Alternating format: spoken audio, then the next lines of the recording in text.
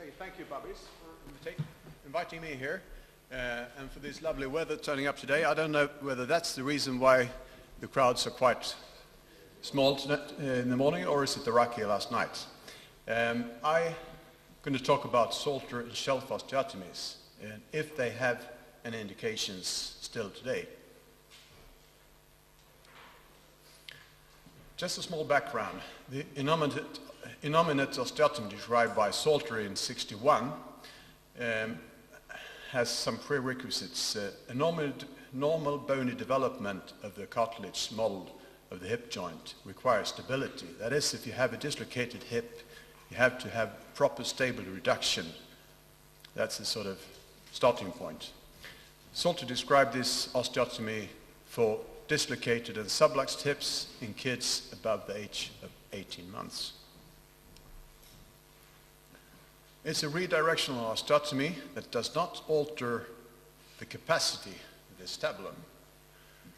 It's a good way to do an arthrogram in the first place, and you can then see if you get a stable situation with the hip in an abducted position, a bit of flexion, and possibly a bit of rotation. The cut goes from the sciatic notch to the anterior inferior iliac spine, and you rotate the acetabular segment anteriorly and laterally. The correction axis is interesting because it goes from the pubic symphysis to the sciatic notch, and that's not sort of sagittal direction. It's a very oblique direction. That's the explanation why the anterior cover increases much more than the lateral cover. And you also lose some posterior cover since you improve the anterior cover quite much. And one thing to remember from that is that you should do, if you do femoral derotation in conjunction with the Salter, you should do the femoral derotation with much caution, because you may create a posterior instability if you exaggerate the femoral derotation and capsularity in conjunction with the Salter osteotomy. So what about the outcome, long-term outcome from Salter osteotomies? There are some reports. The first one, I think, from Germany, showed a 90% survival 35 years post-surgery. That was patients not needing an additional pelvic osteotomy or a joint replacement. The Toronto group presented their long-term results a few years later with a very high success survival, 30 years and 40 years, 99 and 86%. Then it dropped dramatically at 45 years post-surgery to about 55% of survival. Moving on to shelf acetabular augmentation, it was described first in the late 19th century in Germany, and it was very popular during the first half of last century. It has to be kept in mind, though, that it's a salvage procedure.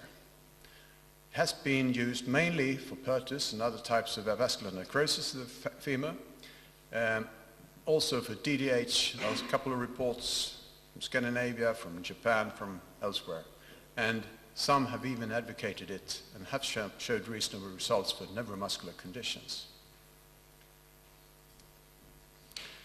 These meta-analyses for Perthes disease includes 11 papers. Patients had mean age of diagnosis of 7.5 years, surgery 8.9. Most of the patients had more than 50% head involvement, so there were serious cases regarding Perthes. And they had a good or fair outcome. That was Stuhlberg 1, 2, or 3. If surgery was taking place during early stages in as much as 85% of the patients. Also for the late surgery in late stages, they had 69% of good or fair outcome. So for Perthes, when would it be reasonable to use shelf augmentation? In cases with hinge abduction, it has been described as possibly one of those things that you could do surgically for those cases.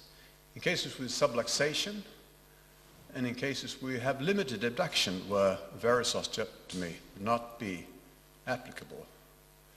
And some would argue that it's a good technique for older children for primary containment, since there are no good reports of the results of other techniques in that category of patients. And by doing a shelf, you don't alter the biomechanics in terms of abductor force, leg length. You don't get those secondary deformities as you would do with other osteotomies. And there won't be much remodeling of the femur in that age category. So it might be preferable to other techniques in that really old age group.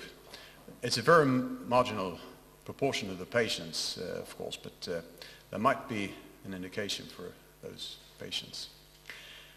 So what are the rationales for using this technique on those patients? Well, it's believed that you do get a bit of remodeling of the extruded part of the femoral head.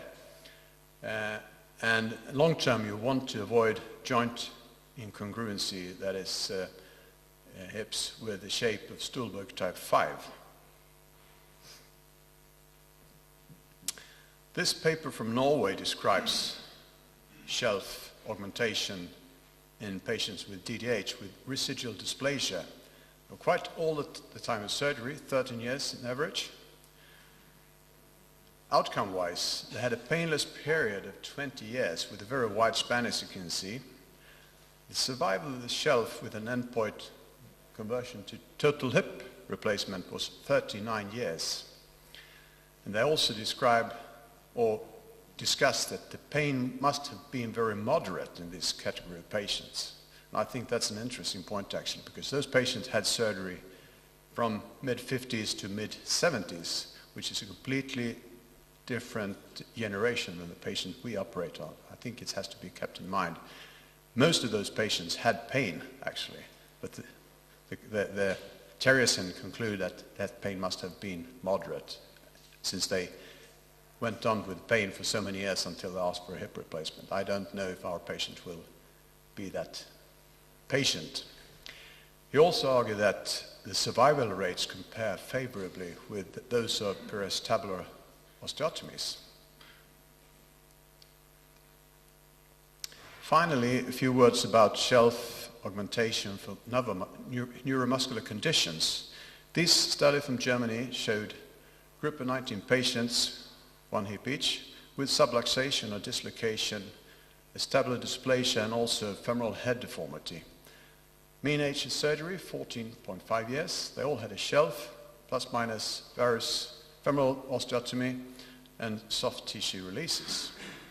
Outcome is interesting, I think. You have the pre-op MP average 64% that came down at last follow-up 5 years down the line to 10%. And the pain was there in 15 of 19 patients pre-op, but only in 2 patients as last follow-up average 5 years down the line. This is a case of a CP GMSS 4 with a 4-year follow-up from my hospital. I'm not a surgeon, but this is one of the patients, and obviously doing quite well. So there are some concerns about shelf technique. Graft resorption is quite common.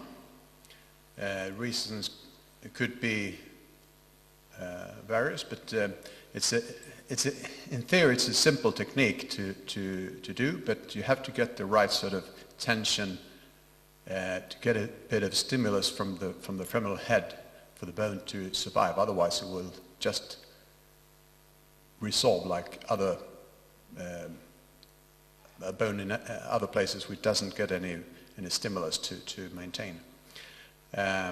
Still, you don't want to have an oversized graft. You don't want to have impinging grafts either.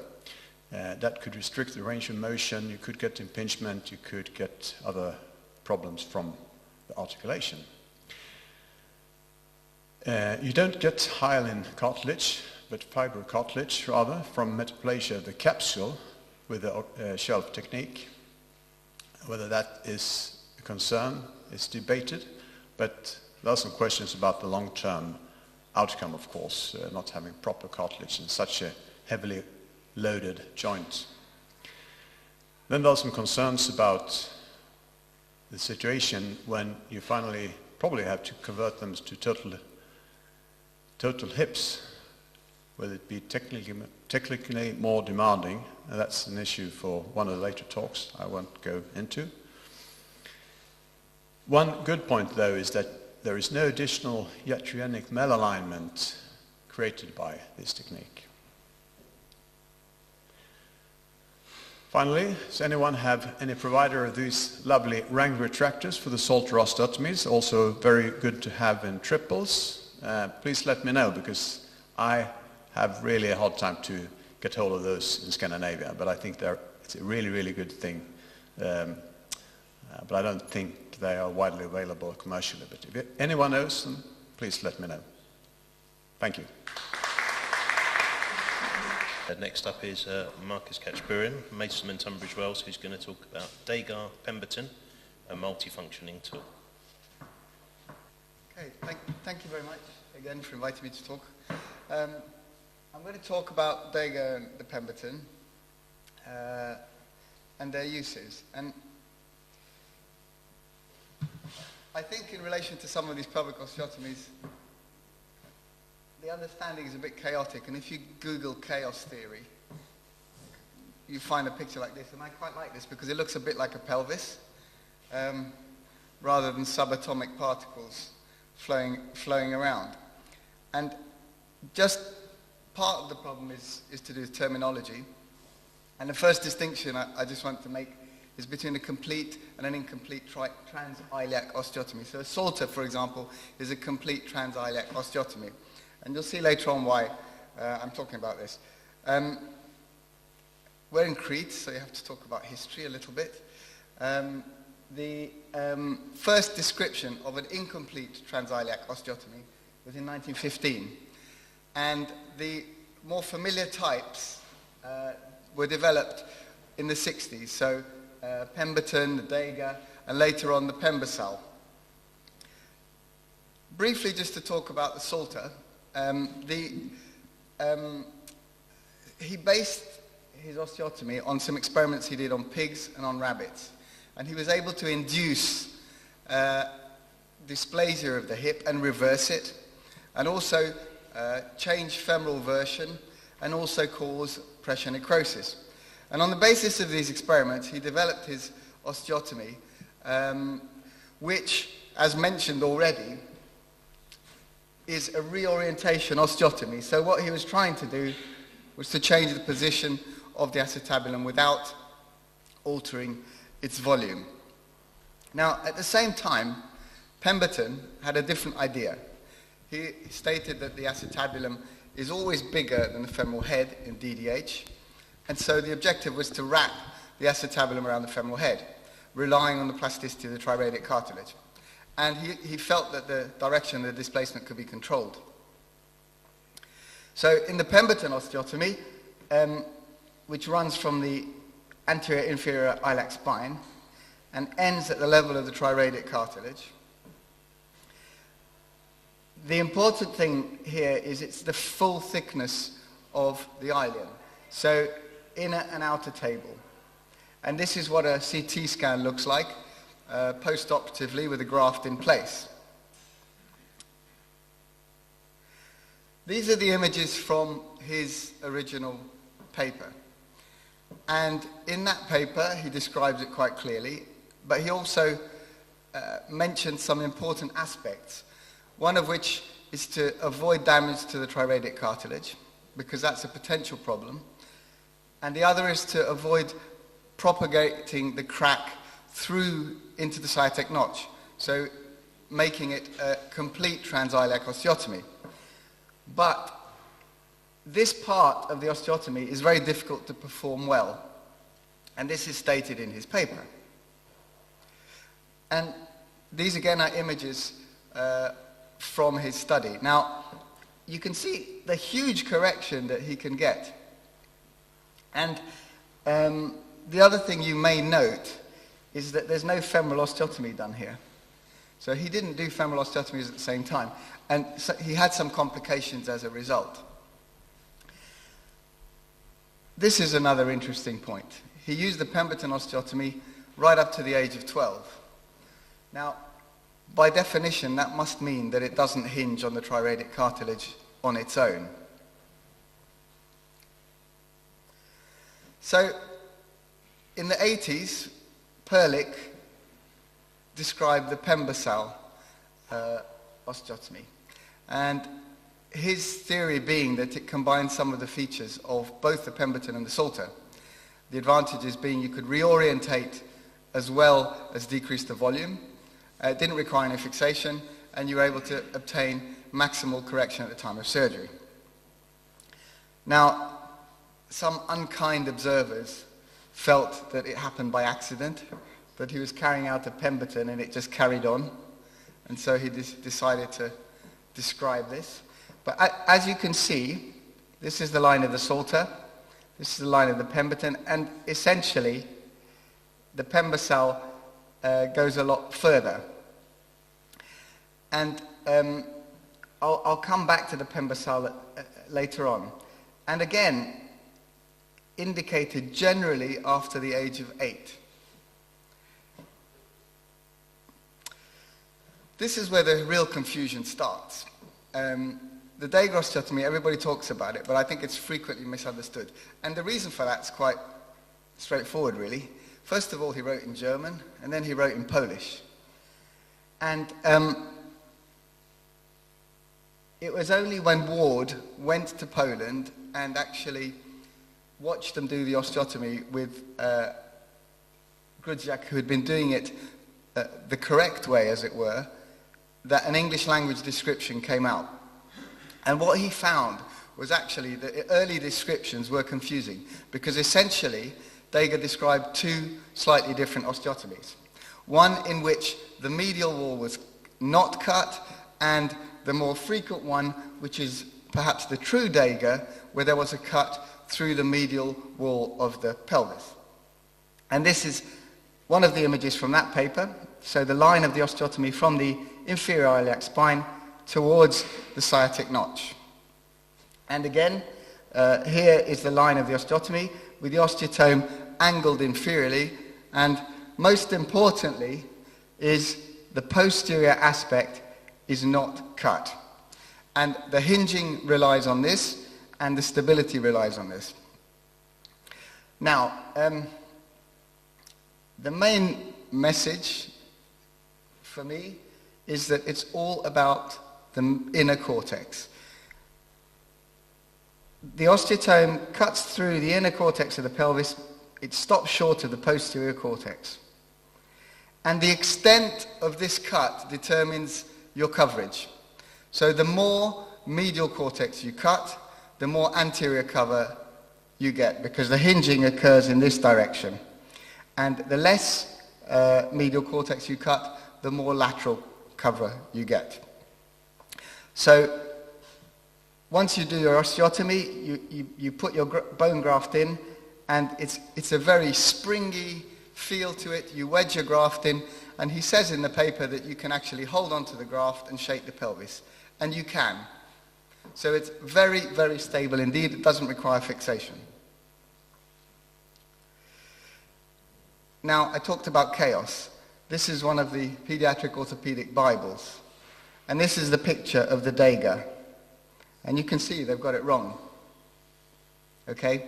So it is confusing when you read different texts and you see different descriptions. So this is a patient of mine, 7-year-old girl with DDH.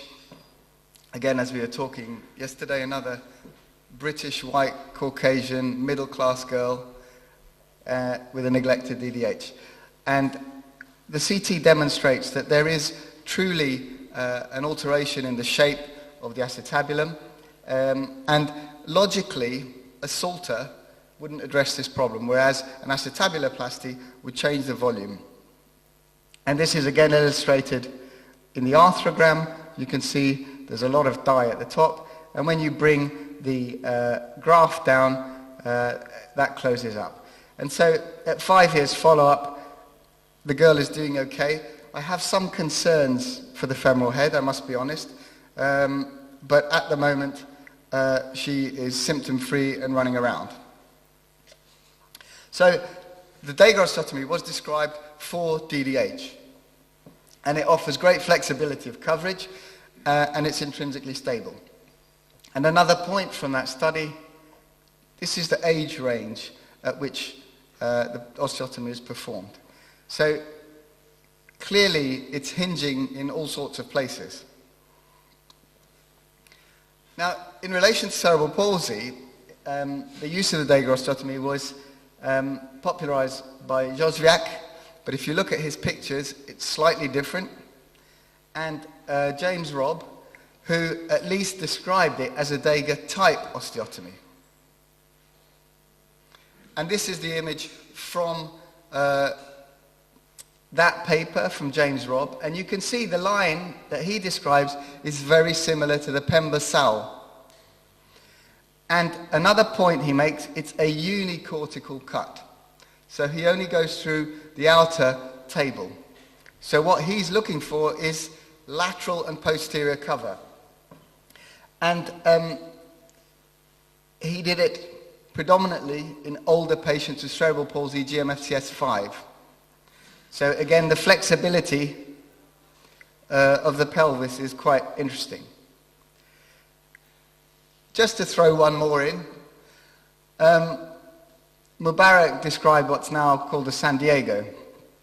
And you can see that on one line, this doesn't seem to show there very well, the line tends to follow the Pemberton, but on the outside, it goes all the way to the posterior cortex. But this only involves the outer cortex of the pelvis. So again, going for lateral cover. So going back to Pemberton, this is taken directly from his original paper. So by adjusting the position of the osteotomy of the inner table relative to the outer one, the direction of displacement of the acetabular roof can be determined. So he knew it all along.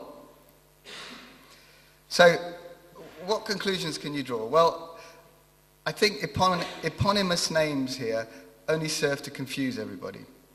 We're much better off calling this something like the transiliac incomplete osteotomy or acetabuloplasty, and actually describing what we're doing rather than saying we're doing a Dagor or whatever, because actually, if you look at it, look at the papers, people say they're doing a Dagor, they're doing something else.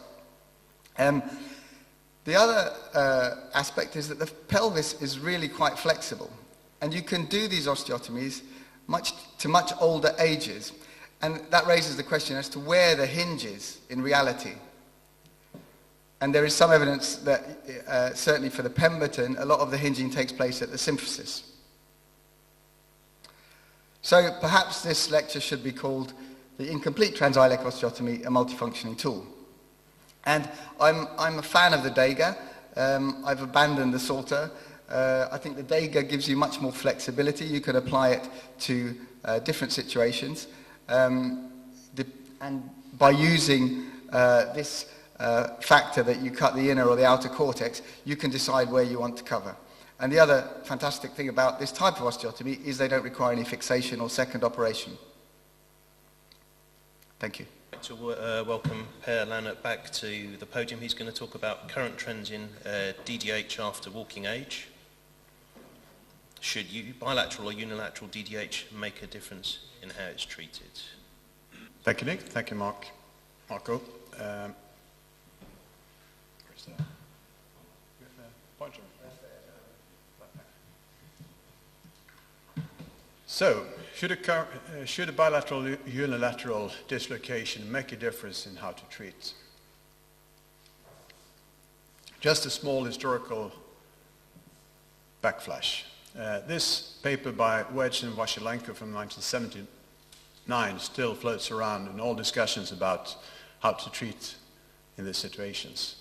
So just to recapitulate a bit, they found that the risk of osteoarthritis is increased in all patients who form a false acetabulum, which normally takes place during the teenage period in the dislocated hips. They also found an increased risk in subluxation, And they found osteoarthritis of the ipsilateral knee joint in unilateral cases due to the excessive valgus stress on that joint.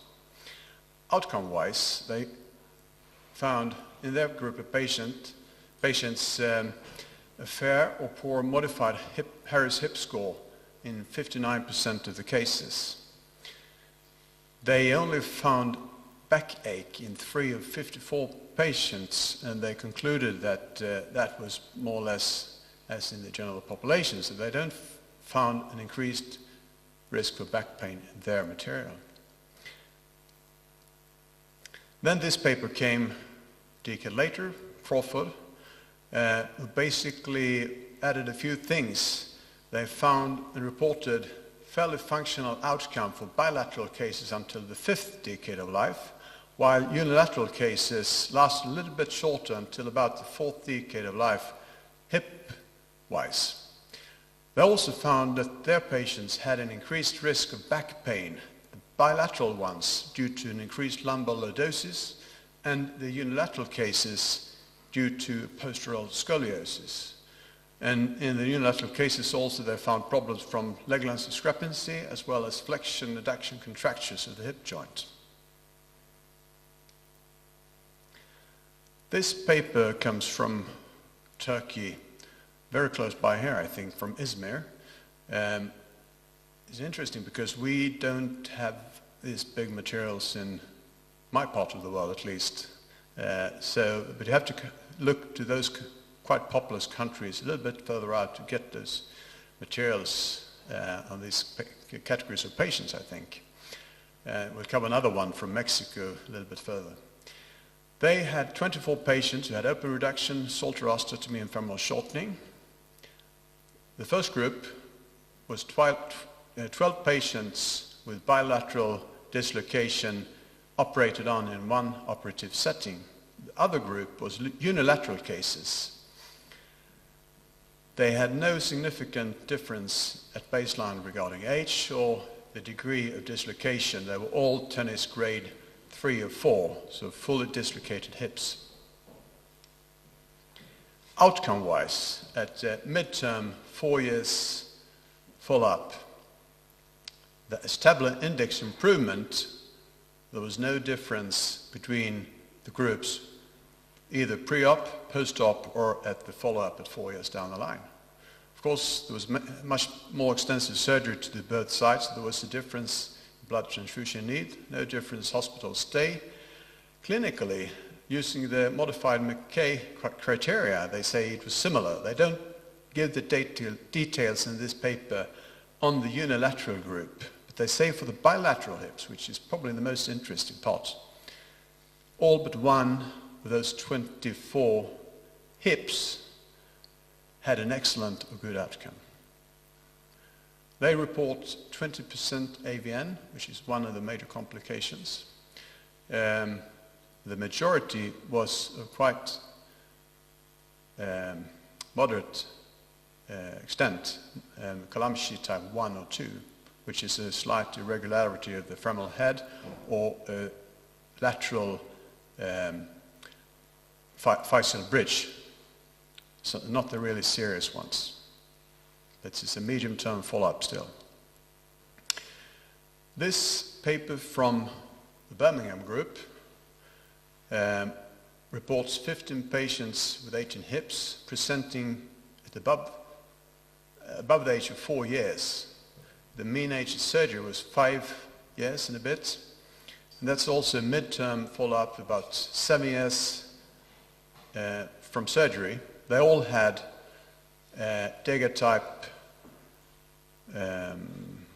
Acetabuloplasty, femoral shortening, osteotomy, and open reduction. The outcome was, from a clinical point of view, also using the modified McKay criteria, excellent or good in all 18 cases, all 18 hips. They found a moderate leg length discrepancy of about 1 centimeter in 8 of the patients. They were all Trendelenburg negative. Radiologically, they all had excellent or good outcome, modified Severin 1 or 2. And they had one AVN, which was quite severe, but functioned fairly well at the time of the report, eight years down the line. So finally, coming to this report from Mexico City, Castañeda, a report on 645 patients. 134 of those hips were bilateral cases. The rest were unilateral. The young patients had only open reduction. From 18 months, they added a pelvic osteotomy. It doesn't clearly say, but I think he mainly used Salter osteotomies. Possibly, I think he do THA for the older kids, but the report doesn't really say. They did femoral shortening on all kids above the age of 4 in addition. Age at surgery was, you can see the different groups, but the majority of patients had surgery in the age span 1.5 years to 3 years. That was 480 of the hips. Outcome-wise, it's a midterm follow-up, average 9 years. 87% of the patients had at least 90 points of a maximum of 100 on a modified Harris hip score, the modification done by the Children's Hospital of Auckland. Radiologically, they had excellent, good outcome, and here comes an interesting difference. The patients who had surgery before 4 years of age had an excellent, good outcome in 86% of the cases, while those above 4 years of age at surgery had a good outcome in only 42%. They had a very low redislocation rate, possibly because they did pelvic osteotomies to the majority of the patients. And 40% of vascular necrosis, 1/3 of them involving more than 50% of the epiphysis. A few final comments. The ease of treatment, the outcome for those cases relates inversely to the age of the patient's presentation. It's important to remember.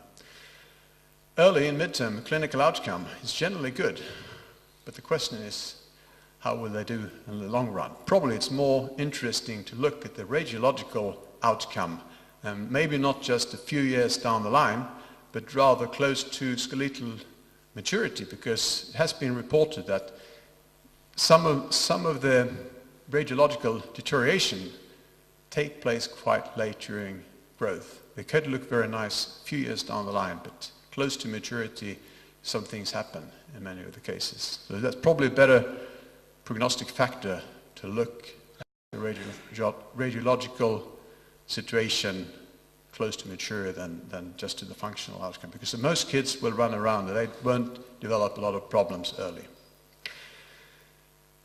The idea is that there is a tipping point at about 8 years of age. Someone discussed that yesterday, so you already heard that, but it seems to be a continued improvement of the Acetabular index until about 8 years of age, as long as the hip is concentrically reduced.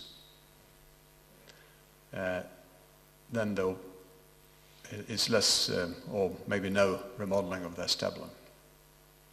The question was also whether uni or bilateral dislocation should make a difference. Some has mentioned there might be a different biology, and I can just recall 2 of my last cases with late presenting bilateral hip dislocation.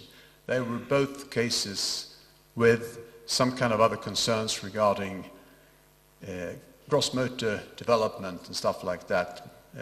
So there might be a difference in those subsets of patients, unilaterals and bilateral. And also the experience of the surgeon. It takes more to sort out 2 hips, of course, particularly if you do it at the same time and make them equal. Thank you. Thank you, Per. I'd like to welcome Michalis Kokinakis here. Good morning, everyone. I would like to thank the organizing committee for giving me the opportunity to be back in Crete, and in particular Babis, for this. In the next 10 minutes, I'm going to go through different osteotomies, pelvic, proximal, femoral, and other type of early osteotomies in children. and then I'm going to make my recommendations using using a traffic light system when it comes to, do we cause problems for the adult hip surgeons or not? So let's start with the very popular single innominate transiliac reorientation osteotomy as described in 1961 by Salters. You've heard already a lot about these osteotomies. Excellent long-term results. This is a patient of mine with right-sided DDH, dislocated hip.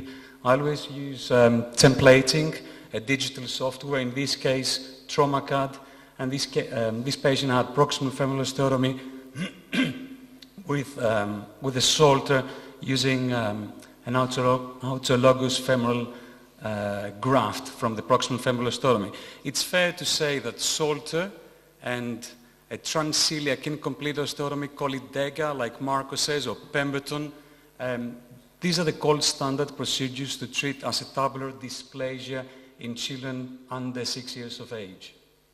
So definitely the operation to go for. Problems can happen with the Salter osteotomy if you overcorrect, if you give a lot of anterolateral cover, you're going to end up with posterior acetabular deficiency causing acetabular retroversion, and these patients, they're high risk to develop symptoms when they become adolescents or young adults, needing an anteverting PAO and having high risks of arthritis. So as long as you do not overcorrect, things cannot really go wrong with this operation. When it comes to Pemberton, again, another patient of mine with left-sided DDH, again the templating where I almost always combine these volume-reducing osteotomies with a shortening varus osteotomy of the proximal femur, and the reason for this is you want to reduce the forces to the proximal femur in order to reduce the avascular necrosis rates. And you also have to be very careful. Pemberton's, there's a posterior middle hinge there.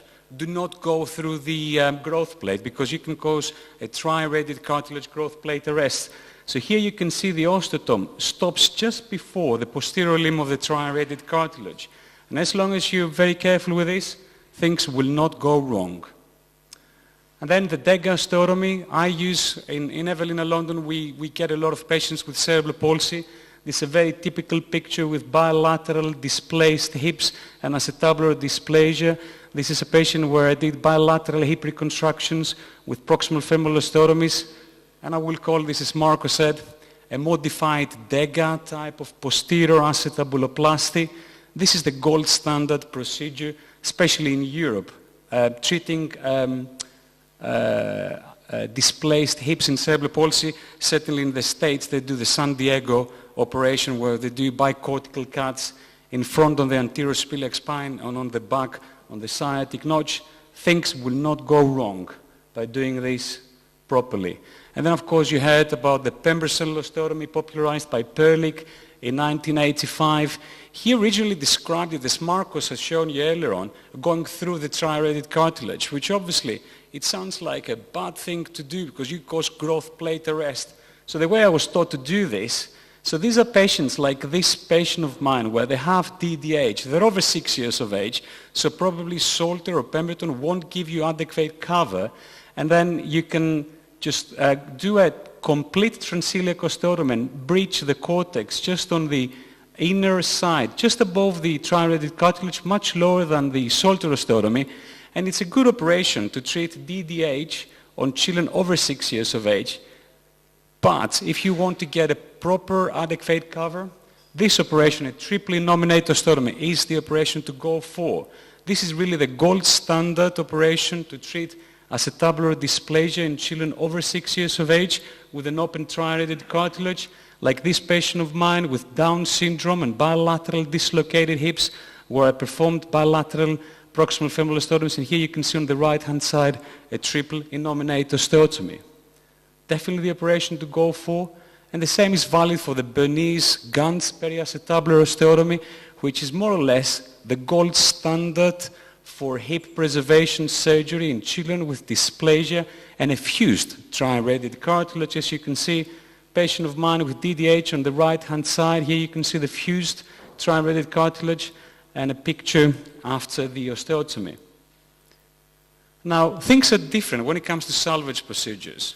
So Chiari osteotomy, it is a salvage procedure. You medialize the acetabulum, you use non-cartilaginous surface on the full weight bearing areas. Those hips, they're not going to do very well long term, and possibly they can cause problems for the hip surgeons in the future with coxa profunda and lots of other problems. So really, certainly in my practice, limited indications for these operations may be in the high hippie dislocations in cerebral palsy where you cannot really do just a DEGA osteotomy, but I would be very cautiously doing those operations. We heard Per talking about the shelf osteotomies, and I'm pretty sure amongst us there are people who use the shelf osteotomy for pelvic containment in Perthes. Well, actually nowadays, triple Innominate osteotomy is a much better alternative. And what can happen with shelf? You end up with things like this. Massive pincer deformities. These hips, when they will become arthritic, and they're going to be stuck up hips. And we're going to listen to Professor Babis later on about those hips. In my experience, when I worked at the Royal National Orthopaedic Hospital, these are very difficult hips to do a hip replacement, especially the acetabular component. So very cautiously, I would do a shelf osteotomy nowadays. The same is valid for other salvage procedures, for example, the pelvic support osteotomies. You're going to hear Sanjeev Madani, he talks about this today. They said there's no doubt it improves symptoms and it provides stability, but actually trying to convert a hip like this to a total hip replacement, that's a big challenge for the adult hip surgeon. So again, I would be very cautious performing those osteotomies. When it comes to more popular intertrochanteric osteotomies, varus or valgus intertrochanteric osteotomies, then you can see here a patient of mine with left-sided Perthes. I performed a lateral opening wedge varus osteotomy, and another patient down there with spondyloepiphyseal dysplasia and bilateral severe coxa, where I performed intertrochanteric valgus osteotomies. Every time we do one of those operations, you do change the hip biomechanics. You do change the proximal femoral anatomy. You medialize, you lateralize the medial shaft, you increase or reduce the articulotrochanteric distance. So really, you need to have clear indications for these operations and try not to overcorrect, because things could go wrong. But otherwise, this is more or less the bread and butter of a pediatric orthopedic surgeon. When it comes to more complex proximal femoral operations, such as Southwick and Imhoiser, flexion, valgus, derotation osteotomies, you always produce a triplanar, a 3D proximal femoral deformity. So really, it does present a big challenge for the adult hip surgeon later on to get probably customized proximal femoral replacement there. In my practice, very limited indications to perform those osteotomies, mainly for severe chronic scuffis, slipped captor femoral epiphysis with leg length discrepancies, and always combined with an anterior osteochondroplasty. When it comes to more complex proximal femoral deformities such as Wagner, Mosher, or even Papavasiliou, they all create complex proximal femoral deformities. Really limited indications, surgical dislocations are a much better alternatives to treat those hips. And they certainly cause a lot of problems for the adult hip surgeons. When it comes to subcapital realignment osteotomies, such as the fish or the Dan osteotomies, things are different. This is a patient of mine with severe, unstable, left-sided scuffis where I performed a fish osteotomy, and you can see I restored the hip anatomy. These patients are doing well. The patients will love you because you take the symptoms away, you reduce the risk of arthritis, and also the young adult hip surgeons will love you because it's going to be a lot of years until they get to their practice. And the same is valid for the modified Dan osteotomies. A patient of mine with right-sided, severe, unstable scuffis, I performed a modified Dan, sort of Ganz osteotomy, and a prophylactic nailing on the left. Really, these are operations to go for. But you can apply surgical dislocations in cases like Perthes, like in this case, right-sided Perthes, and after a surgical dislocation, you can see that I've relatively lengthened the femoral neck, distalized the greater trochanter. This is an intraoperative picture, and this is where I score, where I'm going to take the camera away and this is after the osteochondroplasty. So you can see the picture before and after the operation. This is a much more straightforward hip for the young adult hip surgeon to put a hip replacement on. But also, the children are doing well. This is a child who initially had a proximal and external rotation deformity of about 60 degrees. She could only flex to 70 degrees. 3 years down the line, she can flex up to 100. She has internal rotation about 45 degrees. More importantly, you restore the offset. They have now intact abductors. You can see that the Trendelenburg's test is negative when she stands on the right affected leg. Certainly the operation to go for. And then there are those severe cases. So when somebody has a look at this X-ray, this is a patient with Perthes, they would think that the only option is total hip replacement. Well, nowadays, we more and more do these combined procedures. In this case, I performed a periacetabular osteotomy with surgical dislocation and repair of the labrum. These are becoming more popular in an attempt to preserve the hip for longer, give symptom relief, but also make the life of a hip surgeon much better by restoring the hip anatomy. So, in conclusion, which early osteotomies represent a challenge for the adult hip surgeon? When it comes to pelvic osteotomies, salvage procedures like Shelf and Curie can do that. When it comes to proximal femoral osteotomies, Southwick, Imhäuser, pelvic support osteotomies or femoral neck lengthening osteotomies can be a big problem.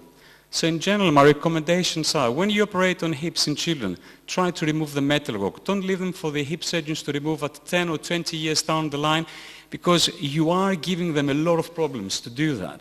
Also, do good preoperative planning, like I showed you in my slides. Try to involve, if you have nearby an adult hip surgeon, try to involve them in decision making.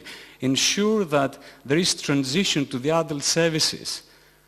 Perform the osteotomy you're familiar with, the one that works best in your hands. This is the only way you can improve the outcomes of your early osteotomies for your patients. And never forget, the natural history of all those hip pathologies is the appearance of early arthritis. They will need the hip replacement at some point, and try to lessen the problems for the adult hip surgeons. Thank you. Welcome Professor George Babis from Athens, who's going to talk about early osteotomies of the hip. Is it a big problem for the adult surgeon? The view of the adult orthopedic surgeon. Thank you very much. Thank you, Babis. Thank you, Thanasis, for inviting me to Chania 30 years later. I had to be here for 30 years, so I'm very glad to be with this nice weather today. So, I'm sorry to say that many times during surgery, I have cursed and said many bad things for you guys. So it's not for you, it's for the old guys. I will show you why. So the answer to this is yes, you are causing us big problems. And I like the previous talk. And I think the pediatric orthopedic surgeons had to pass through the arthroplasty services to see some of these cases, to realize how they have to treat children. So total hip after femoral osteotomies in DDH, we have big problems with hardware removal, as you said before, especially those cross-headed screws. When I see a cross-headed screw, it's probably a Vitalium screw of 30 to 40 years before, we cannot take them out. Never. We have to cut the head, remove the plate, I will show you pictures later, and then have a special set for broken screws, create a hole, refine the screw out. It's a terrible, terrible experience. Trochanter overhangs. I show you that showed what you should do. Beware of the trochanter. Advance the trochanter when you can. Do not leave the trochanter in place. So the trochanter must not overhang the entry point of the medullary canal. And for this, it has been proven by Bose et al. That there is a significant increase in the need for trochanteric osteotomy after previous osteotomy during childhood. And I told you about trochanteric advancement. And the femoral version, we have the means now to solve this problem for the version. So what about acetabular osteotomies? In DDAs, the acetabulum is often lateralized and over anteverted. The Chiari, as you said before, medialize, but still we have increased anteversion. The shoulder decrease the verticality, but still we have anteversion or retroversion, and retroversion is worse. And the triple and Bernese can be retroverted also. So according to Parvisi and the guys from Mayo Clinic and the guys from Bern, 23 out of 45 Bernese osteotomies of this time, you're not the same as before, were still retroverted. Socket medialization during total hip arthroplasty was familiar in Greece. Previous professors who were doing cotiloplasty trying to medialize the socket, but this medialization was found out that is not biomechanically sound because it produces a distraction of the cup, and the cup can be tilted. So we need to have screw fixation in the ischium. And the theory is not what I'm going to do today. I'm going to show you some pictures. You see, I took this woman, was 45 years old. She had a similar osteotomy on the left hip, treated elsewhere. And you can see what happened after. Revision stem, broken femur. The cup was high. And I had to remove this material on the right side. And I was thinking all the time, oh my God, I must not do what was done on the left. So I found a way with a very short Wagner stem and trochanteric osteotomy and advancement to solve this problem. But this was a nightmare to remove the hardware. Again, this varus producing osteotomy on the right hip. I did a profile X-ray and I saw this incomplete fracture.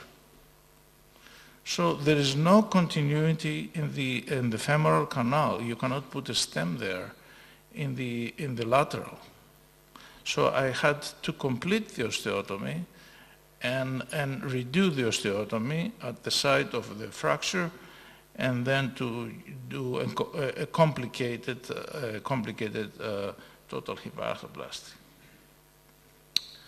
On the right side, don't look on the right side, look on the left side. It's a varus-producing osteotomy. You can see how the trochanter sits on the center of the medullary canal. You can see a screw there, still buried into the bone. You could not see where the screw was. Okay, I had to use a C-arm to find the screw, and you can see the canal was blocked by bone. Very difficult, but and also this is a Chiari, isn't it? It's a medialization. I had to put the cup medialized. Again, varus producing, the canal is, the trochanter is sitting on the canal. I had to do a trochanteric osteotomy and advancement. What this guy was thinking of? You could see a big scar from there to there. What kind of osteotomy is that? I don't know. Do you know? You see the profile. It's like a stick. So during, you see how it looked. This is a posterior, and you could see how it looked, resembling the X-ray. Of course, I had to do an osteotomy again. And you see the medullary canal. This is the medullary canal. It's not round. It's like. And at that time, I didn't have a shorter stem, so I had to do this. The patient is okay, but I don't want to do these operations for the first time. This is a revision operation. This is not a primary operation. I was not very happy. And again, what is this? How this is called, the plate? Wainwright. Wainwright. I want to see what this plate was before surgery, because I was terrified by these plates in the past. And now I had to remove that plate. I can tell you this plate cannot be removed. It was embedded inside the bone. I think it's titanium or vitalium. The screws had to be broken, and this is the operation. You can see after a Wainwright plate. So, but this is from the past. Again, a Chiari, done by, before. This is a Hartofilakidis total hip arthroplasty with a Chanley. And I had to solve this problem with a revision. This is a medialization of the cup. I had to solve with a revision and a tantalum cup. So what does the literature says? I found one paper that is a big one, is fairly new, by Coley C. and from the United States. It includes 10 studies. Pelvic osteotomies 90 versus 116 standard total hip arthroplasties, and femoral osteotomies 338 versus 600 standard total hip arthroplasties. The follow-up was 2 to 19 years. And what do you expect? These are 10 eligible studies found. 3 of them were osteotomies for AVN, so 7 studies were for DDH. And I was surprised to find that there is no difference in the outcomes between the standard and the osteotomized hips.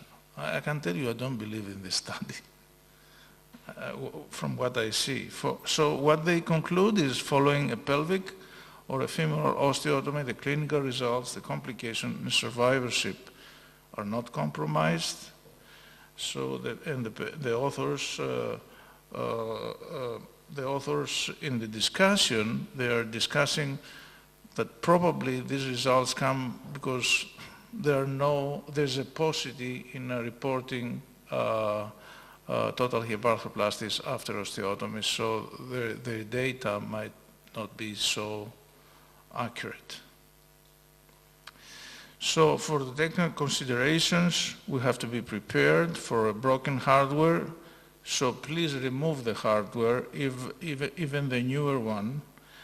And you know, sometimes the hardware has on it bacteria. So sometimes we need to do it in 2 stages and treat the infection before we do total hip arthroplasty. Avoid removal of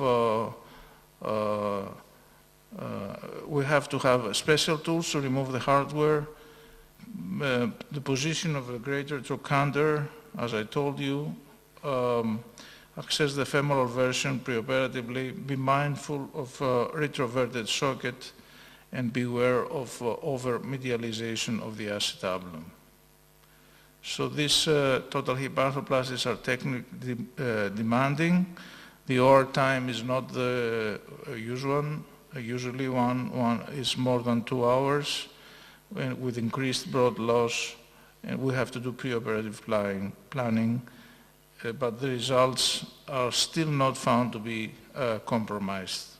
Thank you very much. I'd like to welcome Dimitris from Thessaloniki,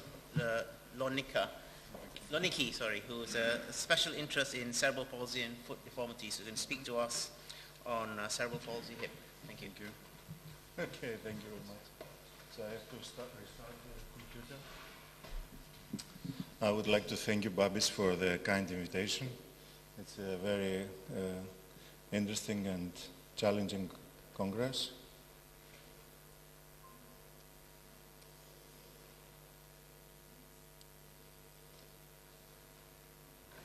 I would like also to apologize for my Greek English.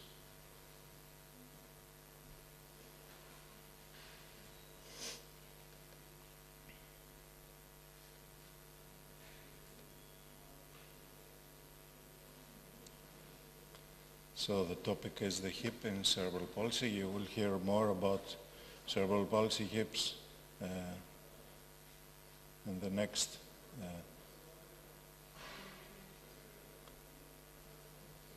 presentations. So, what is cerebral palsy? It's an umbrella definition which causes brain damage, and this brain damage causes musculoskeletal problems. So we have a central problem and we have the motors, the muscles. So the majority of the patients have a spasticity type cerebral palsy, and these are the topographic types of hemiplegia, diplegia, and tetraplegia. The incidence of the hip deformity in cerebral palsy varies from 2 to 75%, depending on the topographic classification, and clinically causes gait deviation, promotes muscle contracture, and radiographically acetabular dysplasia or dislocation. So it is proportional, the hip deformity is proportional to the degree of the motor involvement, and as you see here in the GFMCS scale.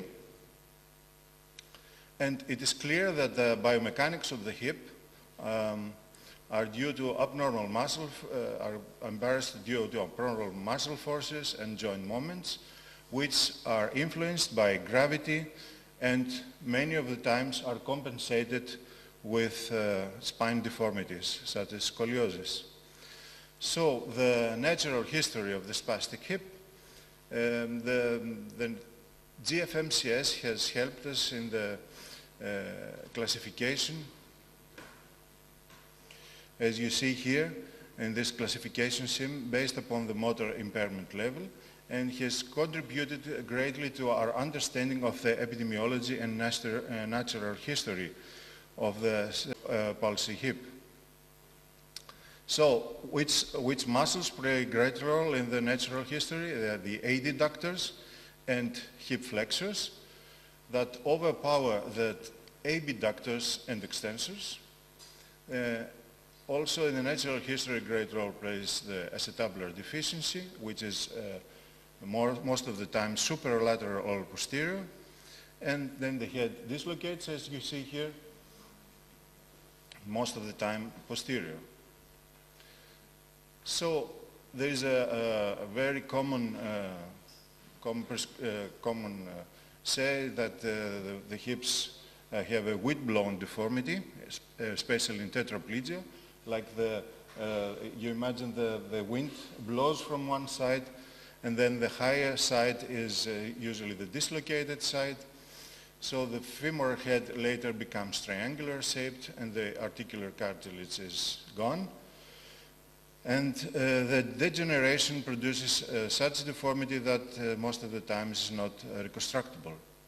So if you have to evaluate a child with cerebral palsy, you have to do the clinical examination, watch and record the gait of the child, do some x-rays and sometimes CT scans. If you want to simulate an operation such as derotation and varization osteotomy, then you have to think of the mnemonic rule as the horse kicks in abduction and internal rotation. So you have to do down the left slide is an abducted and internally rotated position. So sometimes a 3D scan can give you details like this, which is a patient with both sides anterior dislocation and posterior dislocation. So the goals of the treatment in cerebral palsy should be realistic. And you see here the goals, which are to correct the deformity, provide symmetry and stability, reduce the spasticity and pain, ease the hygiene and orthotics, and improve function. And the ultimate goal, the holy grail, is to prevent or manage dislocation. You have to think about the Chinese head, and you have to have always the Chinese with the head properly positioned. So these goals can be monitored through hip surveillance. There are 2 papers from Australia and Sweden which point out the importance of hip surveillance, not with cameras but with orthopedic hands. So what is surveillance? Hip surveillance is the process of monitoring and identifying the critical early indicators of progressive hip displacement. Which are these early indicators? The GFMCS scale, the H, the gait classification for the Winter Gates hip 4 type, and the migration index from Reimers. And the guidelines are very well written here in this paper from Kerr Graham. You have to know what is a migration index, which is the percentage of the uncovered femoral head, and how you can draw the lines when the triradiate cartilage is open and when it's closed. And also what is a pelvic obliquity, how you draw the lines with open or closed triradiate cartilage. So the Australians had also pointed out the need of classification of the cerebral palsy hip. So you see here the grade 1 is a normal hip. In grade 2 it starts to migrate. In grade 3 more migration. In grade 4 subluxation is established and head and acetabulum start to deform. Type 5 is dislocated and type 6 is after salvage procedures. How can we manage the hip problems in CP? With physiotherapy, orthotics, botulinum toxin maybe, and surgery. You need to address the adduction contracture and flexor contracture, subluxation or dislocation. You need proper instruments for that. And if you consider the spastic CP as a storm and the hip as a house, then you have 3 options. Prevention, prevent your house from the storm, reconstruction, or to accept the catastrophe and do some palliative work. So, about the prevention, you can address the soft tissue by lengthening the adductors and hip flexors. Here's the example of the lengthening of the adductors. Most of the time the adductor longus muscle. Here also a picture of the adductors lengthening and the hip flexors, the psoas muscle, most of the times over the brim. And if you like to prevent, there is an algorithm here that you can apply in children under 4, between 4 and 8, but not for the soft tissue lengthening is rarely indicated with children above the years of 8 years and subluxated hip. Then you have to do some bony procedures. Here is an example with a child who was overcorrected of the hip flexors and the adductors. The lengthening was too much, so he has a wide base of support, no power of the hip flexors, and he is going to be operated. He was operated, the right hip was dislocated, was done bony procedure and some tendon transfers, and you have this result, which is some way better, but not excellent. So if you want to reconstruct the hip, You have the same goals as the prevention treatment. However, reconstruction is a much more extensive surgical procedure with a longer rehabilitation time. Here are some options of the hip subluxation and dislocation reconstruction with a femoral osteotomy, varization, derotation, shortening, flexion or extension if it's needed. These are our cases with maximum varization of 25 degrees and maximum derotation 30 degrees. Here's an example of preparing the derotation, osteotomy and shortening. I go on with pelvic osteotomies, which the most, you have heard about the pelvic osteotomy, Salter, Pemberton and DEGA. I'm a fan also of the DEGA osteotomy and the triple osteotomies and the periacetabular osteotomy of Gantz. So here's the DEGA osteotomy. You have seen these slides before. It's an excellent osteotomy. The Salter and the Pemberton. I want to point out here the hinge of these osteotomies, and I would like to point out that the Salter osteotomy has a hinge on the pubic bone, whereas the Pemberton and DEGA in the terradiate. And I would like here to point out that the DEGA osteotomy could cover anterior, lateral and posterior, and the other osteotomies, Pemberton and Salter, only anterior and lateral. So there are some salvage or palliative osteotomies, as you see here. The carry osteotomy is an osteotomy that we perform sometimes when we have no other solution, or the valgus osteotomies with different names and ways of perform, like Lawrence, Sands or McHale. You will hear in the next talk about the proximal femoral resection, which is not only a resection but an interposition arthroplasty. It's not a Gerlestone. Sometimes you have problems with heterotopic ossification. So this is an algorithm about what to do and when to do.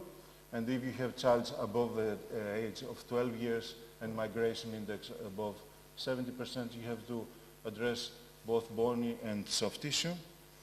You have to apply spica, as we apply spica cast for 6 to 8 weeks after the operation, and then we mobilize the patients. Here are some slides. There's a Pemberton osteotomy and a femoral varization derotation osteotomy. Here's a Salter osteotomy, both sides, and femoral derotation, varization osteotomies. Here is a DEGA osteotomy, always with femoral osteotomies. Here's another DEGA.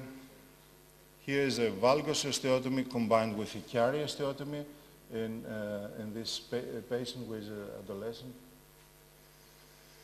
And this is the how I do it section.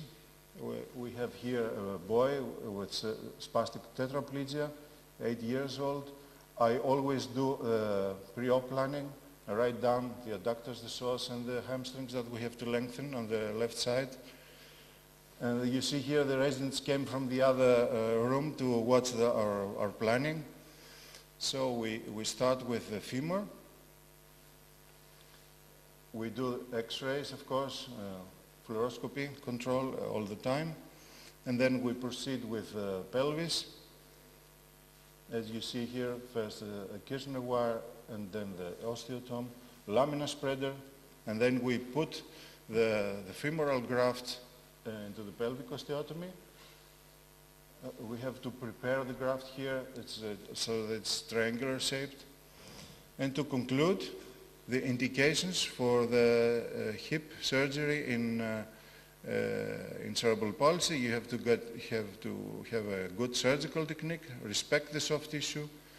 Surveillance is very important for the preservation. You have to do regular follow-ups. Think always about the hip containment. If you can achieve a good hip containment, it's very good. About the hip function, and we have to think all the time that a child with a CP is not a child with a hip problem, but has other problems like the knees, the foot, and you have to treat the child not only for the hip, but as a whole. Thank you very much. So the next talk is from Michalis Kokinakis from the Evelina, London, about the missed CP hip resection or preservation.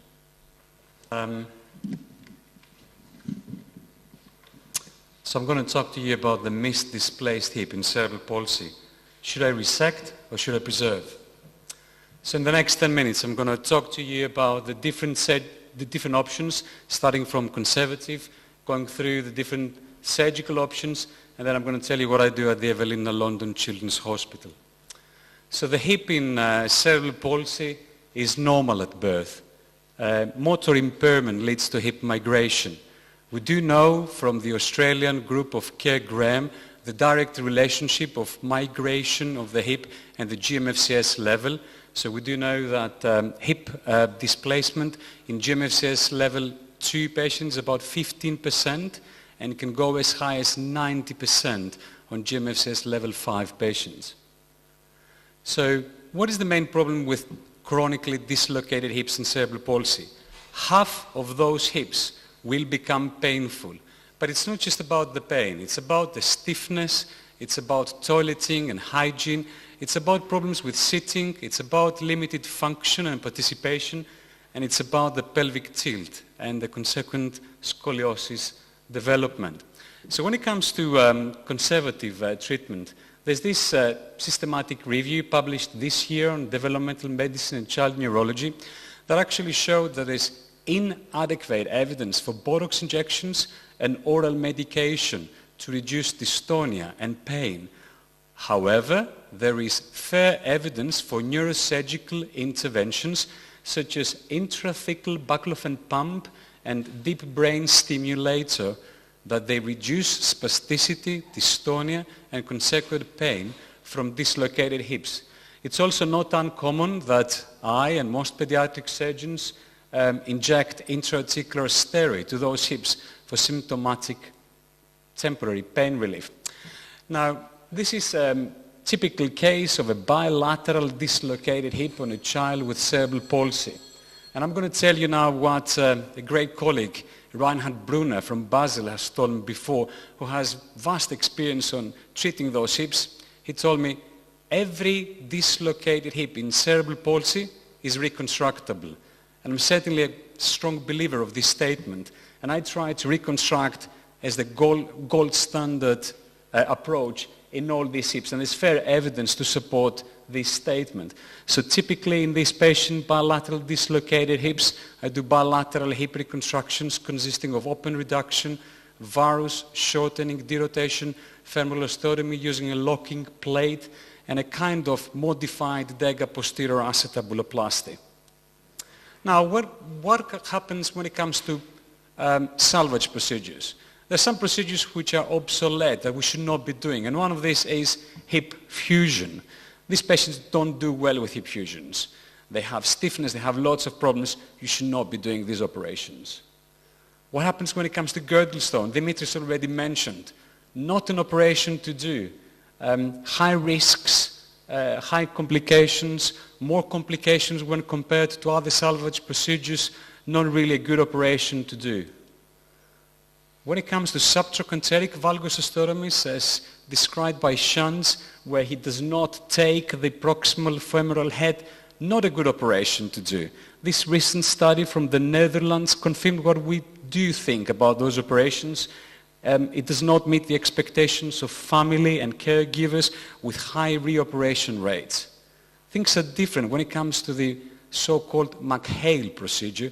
This is a subtrochanteric osteotomy with excision of the femoral head and articulation of the lesser trochanter to the acetabular socket. Lots of promising results with this procedure.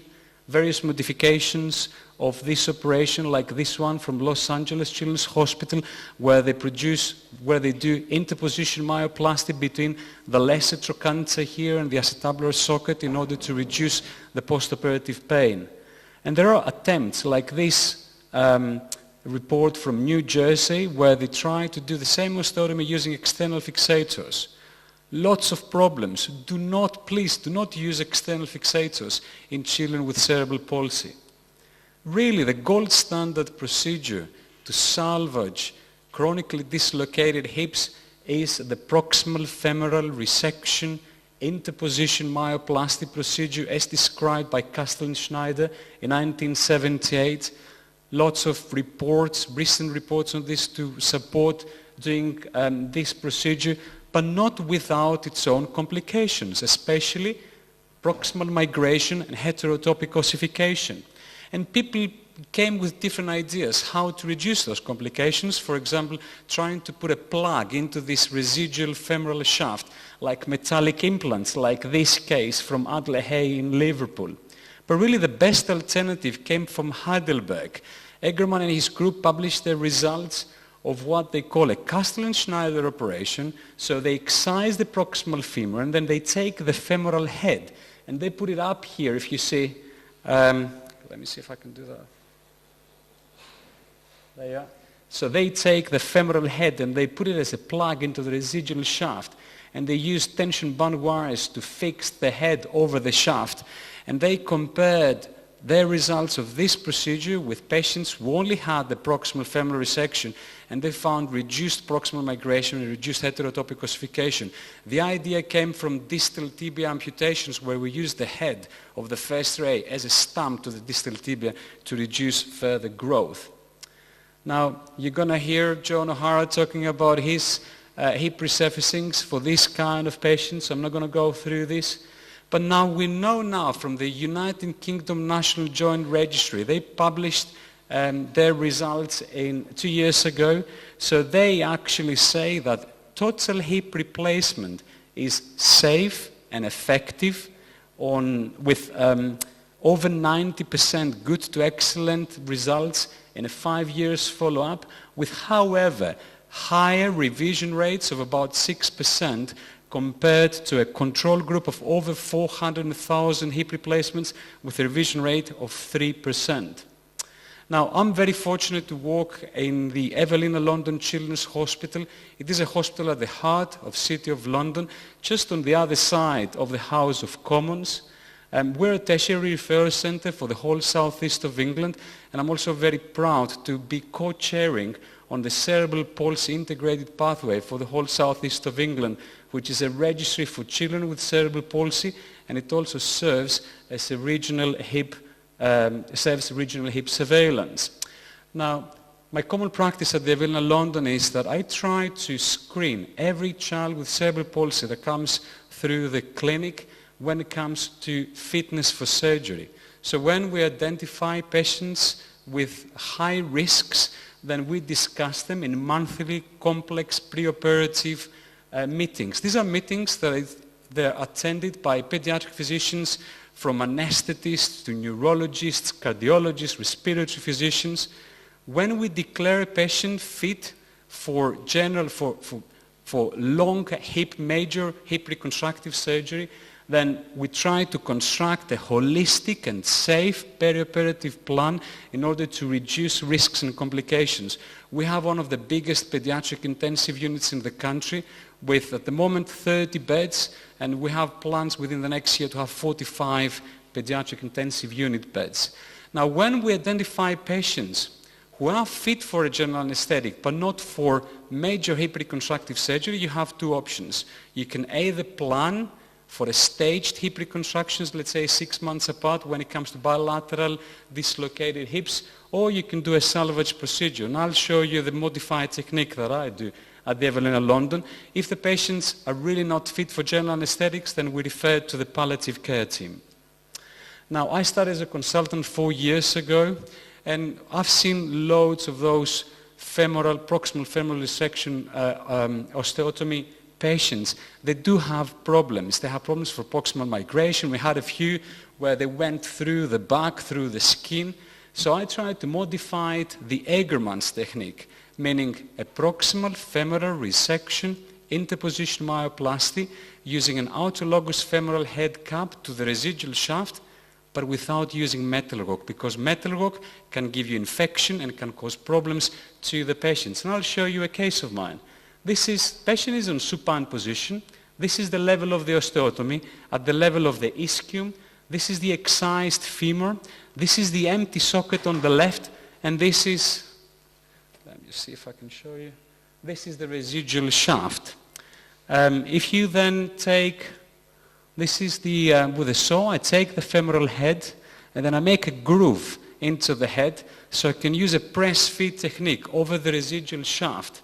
Then here you can see the tunnels in the head, and here are more tunnels to the residual shaft where I use an Ethibond 1 and I put the head back into the shaft and I hold this together. Thanks, Babs. There you are. And this is after the myoplasty. I suture together the vastus lateralis over the vastus medialis, and on the socket I double plicated the joint capsule and I sutured the AB ductors with the iliopsoas together.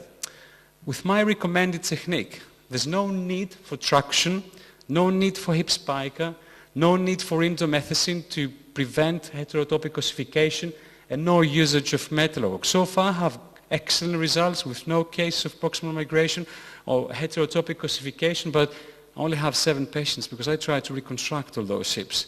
So I'm waiting for a few more patients before I publish my results. Here's a few case presentations. Here you can see these are very patients, very complex with lots of comorbidities. So this is a 9-year-old weighing only 9 kilograms with a painful dislocated left hip. And here you are, after autologous femoral head cupping. These patients, the parents of these patients, they're very happy. After a proximal femoral resection, you end up with a very flail hip. By using this technique, actually you have nice range of motion to the hip with nice sitting.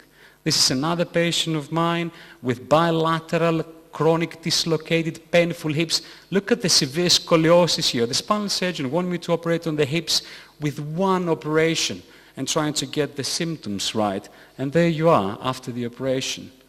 So in general, missed, displaced hip in cerebral palsy. Should I resect or should I preserve? Well, actually, Dimitris has already said, hip surveillance is very important.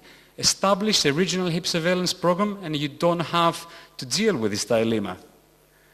Hip reconstruction should always be your first and primary mode of treatment. If it comes to patients with lots of other problems, try to do either a staged hip reconstruction or you can do salvage procedures such as the one I suggested to you. But you now know you have the option to send to the adult hip replacement surgeons. So actually, your dilemma becomes a trilemma. You can resect, you can preserve, or you can replace. Thank you. It's very kind of you to offer me the opportunity to present our experience in resurfacing and cerebral palsy. And the one thing I'd say is that you're going to look at some very old x-rays and some very old slides, and if they seem slightly out of focus, because these are original photographic slides that have been scanned, and the original x-rays are long lost. Now this is the Birmingham Orthopedic Hospital where these operations were mainly performed, and obviously you're familiar with the Birmingham hip resurfacing. Now in young patients you have this collection of hip pathologies, none of it new to this audience. And I've talked earlier about how the alignment of the bone is critical to the durability of the cartilage. In terms of the operations that you do on dislocated hips, we've had some very nice presentations so far this morning. In terms of the extended role for hip resurfacing, you can use standard components in unusual anatomical problems. You can use them in combination with osteotomies of the femur, either beforehand or afterwards. Or you can use them in combination with what were originally called the dysplastic components for the hip resurfacing, but now there's a redesign of the Acetabular cup under a different brand called Adept, which is the most versatile cup for the use in these patients.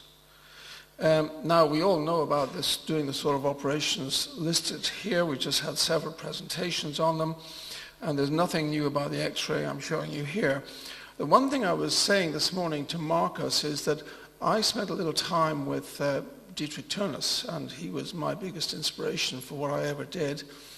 And he described an acetabuloplasty that did go down to the posterior corner of the triradial cartilage. And you put your finger in the sciatic notch and felt the osteotome go the whole way down into the posterior corner. And as a result of that, you got much better intraoperative control of the area of weight bearing and its anteversion. The thing about Tönnes, by the way, is that between the 70s and 80s, he put every patient of his in the CT scanner just out of curiosity. There wasn't any ethical control of it. And as a result of that, that great book that he published in the late 80s, based on his analysis of the CT scan in an unfettered way, is to be looked at again by all of us looking at where the pathology lies in these hips. So in adult dislocations, this is a patient from the very early 1990s, a 35-year-old lady who was a secretary to a lawyer, and you might think that was a pretty crazy operation to do, but it lasted 21 years, and we have since revised that cup. That's a stemmed cup based on a cross between a plastic liner and a slightly offset opening cup designed by myself and Derek McMinn in 1988, manufactured by Link. I think it's still made, and that was revised over 20 years later. So in adults, why don't we try this operation, the combination of operations we've discussed before, but add in a resurfacing with a dysplasia cup. And if you think it's complicated, it's like any other operation, it's a matter of steps. This 5-lock complex in Bradford, Bingley in Yorkshire, the builder started at the bottom and ended at the top. So it's not that hard. One thing is, technically when you're doing resurfacing, it's not a good idea to insert an excessively small head for reasons stated here. We used templates to carefully check the size of the head, but of course the magnification of the templates was such, and the magnification of the x-rays was so inconsistent that all these templates do is they give you a rough guide as to what is technically possible. And here you have some templating on the right for a hip that is a grade 4. Some of these are intraoperative x-rays. Intraoperative pictures, not that important. It's not a good idea to try doing this operation as your first resurfacing, but this is our very first patient, and the reason this is slightly out of focus is because it is a scan slide of an x-ray, which is now maybe 20 or more years old. This lady was a librarian sitting in a wheelchair with pain in her left hip, and some technical things here that don't really matter so much using a dysplasia cup. And then we did a femoral shortening at the same time. So you see here a femoral shortening done with an ordinary plate. Now we would do it with a locked plate. We have had some plate cutouts. I'll talk to you about that in due course. This is our very first post-operative x-ray on the same patient. And this is the second post-operative x-ray on the same patient. And there's a third post-operative x-ray on the same patient. And that's the fourth one. We also have later x-rays of her because she came around wanting the opposite side done about 10 years later. So the operation did work and she remains pleased with it. We did remove the plate in the vast majority of patients. And if you look at the list of what are described as complications in the paper that we published, at least half of those, if not more, are simply removal of the plate. And we all know the plate in a patient that's not very well padded, has poor musculature, and can't lie on that side, will need to be removed anyway. So to construe it as a complication is probably disingenuous. We did have a dislocation. That was a patient that we failed to restrain properly after the operation. We subsequently put all patients in broomstick plasters. There's maybe 1 or 2 patients that have had to go into hip spikers. So the treatment post-operatively is the same in theory as you would have for a child with a dislocated hip, except that if at all possible, you don't want to restrict their movement, you don't want them to get too stiff. A few cases here, and you can see there's our first 20 hips that were reviewed, and you can see the median age, the commonest age, was just when they were skeletally mature. The mean was 37 years. As you see here, 15 quadriplegic, 3 diplegic. And this is the mean follow-up at the time. And I think you can understand that there's another 10 years follow-up on top of that. And I can say hand on heart that no further patients have endured any further problems. So the essential point is that the contactable patients or their carers felt that the surgery had been beneficial. Pain was relieved in 18 of the 19 surviving hips. The outcome was generally good. There was improved mobility, improved comfort. 1 patient walked for the first time in 10 years. 2 stood to transfer for the first time. Generally, their handling was much improved by this operation. Then we've also reviewed them for their GMFCS score, prompted by Kerr Graham, who invented this idea. And basically it showed that there was a general improvement in the GMFCS score by at least 1 grade in more than 1/3 of the patients. Now, there were 2 early dislocations. 3 patients have required revision with femoral fixation, and that problem has been obviated by the invention of the locked plate. And 2 patients have had the arthroplasty revised. 1 was a late traumatic fracture due to poorly treated epilepsy, and that was just converted to a metal-on-metal hip replacement, and you might be concerned about that, but remember that the metal-on-metal hip replacements, based on the 200 micron clearance of the BHR and the ADEPT type prostheses, have a very low failure rate. And 1 patient had extra-articular impingement and had a cup revision. So, in other words, this is actually a reasonably successful operation, and we have tried it by the anterolateral approach. In theory, there's a reduced risk of dislocation, but that didn't really matter very much. There's obviously an increased risk of abductor detachment, and therefore it was of equivocal benefit as to whether or not this would be the right operation to do. I guess if you do hip replacements by the anterolateral approach, it is possible to do this operation by the anterolateral approach and not particularly hard. But we have used lock plates now for more than 9 years, and there have been no further cutouts since then. So if you have been listening, thank you very much.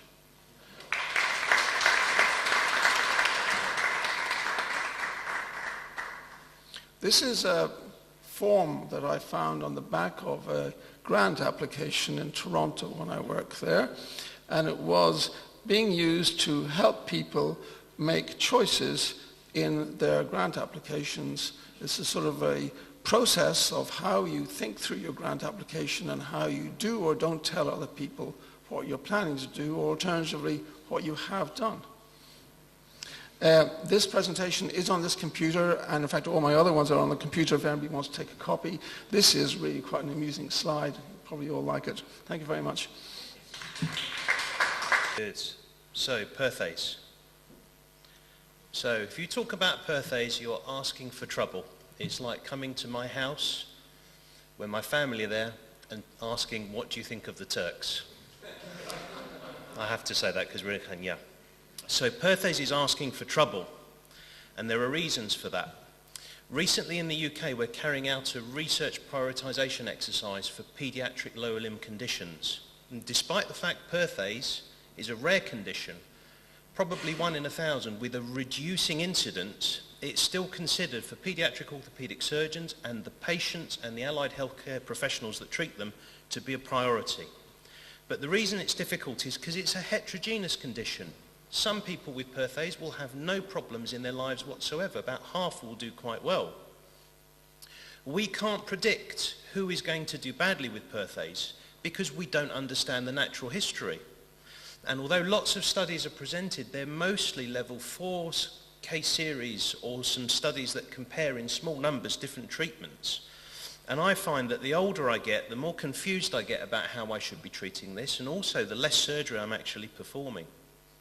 So in an ideal world, the best treatment for Perthes would be something that relieves the pain in these children, and it accelerates the reossification and the healing of the femoral head, and at the same time preventing deformity. And during this process, which can take place over a number of years, allowing the child to live a normal life. And unfortunately, this treatment doesn't exist. So if we look at hip arthroplasty, the Danish registry figures in young patients who have Perthes disease who go on to have arthroplasty, we can see that the results, when you consider the demographics, are actually quite good, but 10% failure still exists at about 10 years. And what's interesting is if you follow this data from the Danes, you find that the dysplastics and the Perthes seem to follow each other in terms of failing higher than the other causes of childhood hip conditions. Bear that in mind for the next few slides. So if you are going to consider salvage for Perthes, and you should consider it, you have to address all of the pathology, but remember this is a complex multifactorial problem. It doesn't just affect the femoral heads. And you can't ignore your patients until they become adults and then do a hip arthroplasty. They come to you with symptoms, and you have to try and help them with those symptoms, but at the same time, where cases are bad, remember that you've got to try and make sure that the situation is good for a future arthroplasty. So the problems with Perthes: the head is too big, the neck is relatively short, the trochanter is relatively overgrown, and they get abductor insufficiency.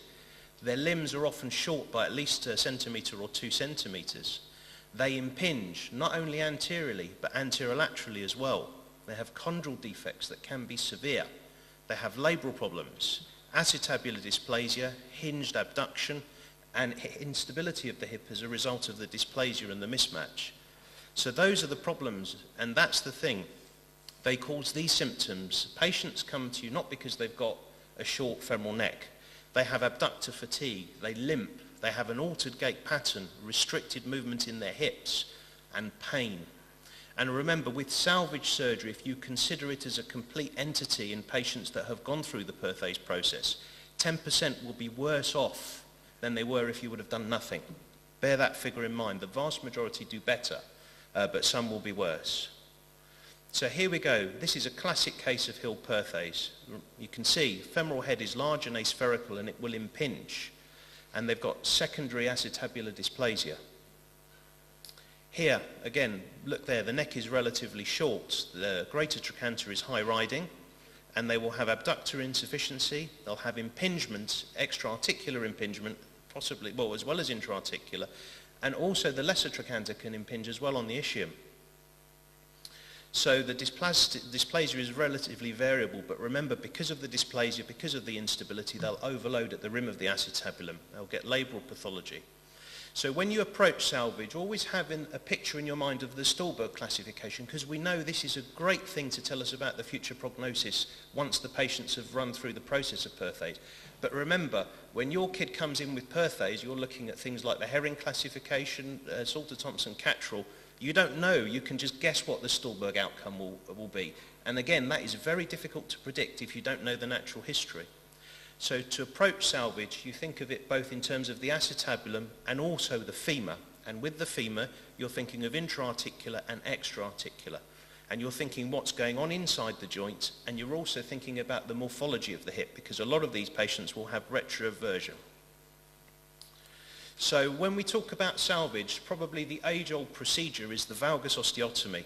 But it's not just valgus, there is extension that's put in that as well. And that will, as you've seen from before, deal with some of the problems, but not all of them. And the other thing is, when you're building extension into your valgus osteotomy, remember, a lot of these kids will have a bump on the front. And if you build extension, you can actually make their impingement worse. But if we talk about outcomes from valgus osteotomy, bearing in mind it's not dealing with all the pathology, it's actually quite good. If you look at Tony Cattrall's patients, he presented this article for severe Perthes. So these are the kids who are Stulberg 3 and Stulberg 4. And at maturity, 10-year follow-up, outcomes are actually quite good. There's 10% failure rate, and if you talk about failure as a going on to hip arthroplasty. Now, that's not a good judge of failure, but it probably tells you the worst possible outcome. But those outcomes are very similar to treating Perthes hips with surgical hip dislocation or arthroplasty, although again with arthroplasty we're looking at different timescales. Shelf procedure we've talked about already today. Thing about Perthes and shelf isn't really a salvage option for these hips. It's the good outcomes that you get are where it's used in the early stages of Perthes, stage 1 and 2. So as an isolated procedure, might work in the short term for pain, but long term it's not a good option. Outcomes are not good. We've talked a little bit about trochanteric osteotomy today, and we look at these hips and we say the trochanter's high riding, we bring the trochanter down, the patient will be fine. That is not true for this disease, and it's also not true for some of the other common diseases. Now, if you look at the outcomes of trochanteric advancement for Perthes alone, they are not good in the long term. They're not even really good, if I'm honest with you, in the short term. This might be technical, because when you perform a trochanteric osteotomy for Perthes, or any condition, you have to get the tip of the trochanter at the level of the center of hip rotation, and I think a lot of this is probably technical, although I can't show you that. But it doesn't deal with all the pathology, and it's not the answer in all situations. Chilectomy, so removing the front of the femoral neck to reshape and deal with some of the mismatch. Again, this is an age-old procedure. People have tried this. It doesn't work in isolation. Long-term outcomes, again, are not good, only in the short term. So surgical hip dislocation is a very versatile tool if it's done properly, and it allows you to address pretty much all of the femoral side of the problems. And if you do it, again, safely, if you know what you're doing, it's a safe method. There is a lot of literature about surgical hip dislocation for Perthes. There's probably 5 or 6 case series in the literature, and the early results are not good. But if you look at them and read the articles in detail, you'll see the main problem was people weren't touching the acetabulum. So it was the subluxation that occurred, probably because of the dysplasia, that was the problem. Maybe capsular as well, but pretty much that's the issue here. If you deal with one side of the problem, you're not going to have a good outcome. So we've advanced to some very technical surgery in terms of using head reductions as well as increasing the acetabular coverage. So the head reduction osteotomy popularized by the team in Bern by Professor Gantz. So technically this is a demanding procedure, and the principles go back to the blood supply of the pediatric femoral head. So you can keep the posterior vessels, which really supply the head, in 2 separate quadrants. Do trochanteric osteotomy from the outside in, go up to the area of the vessels and remove to relatively lengthen the neck. Then what you can do is you can split the head and take out the central portion to reduce the volume, and at the same time you can address the pathology in the intra-articular area. That's not an easy procedure to do, and often if you do that, you'll have to come back at a later date, normally an interval's left of at least a couple of months, and do a PAO or a triple. Now we are starting to see some mid-term outcomes from head reduction osteotomies. And obviously originator series are always difficult to interpret. The skill has to be transferable from surgeon to surgeon for a real operation to be really good. But certainly in the short term, what we're seeing is it doesn't appear to be much better than what we're doing otherwise. So in summary, salvage outcomes I think are similar to arthroplasty revision rates, although again slightly different patient groups. But contemporary techniques, all this great stuff that we see and we look at the slides and think, wow, they're not better at the midterm, and we don't know if they're going to be much better in the long term. And you can always make things worse by doing this form of surgery in a small number of patients, particularly if you don't understand the pathology. And because there's not much in terms of long-term outcomes and literal comparative data, it makes things difficult. So it is an option for the young patient in selected cases. Thank you. Thank you, Babis and Thanos. It's a lovely venue and sun is shining today. Now this is a very difficult topic really. After septic arthritis of the hip, do you dare to operate again?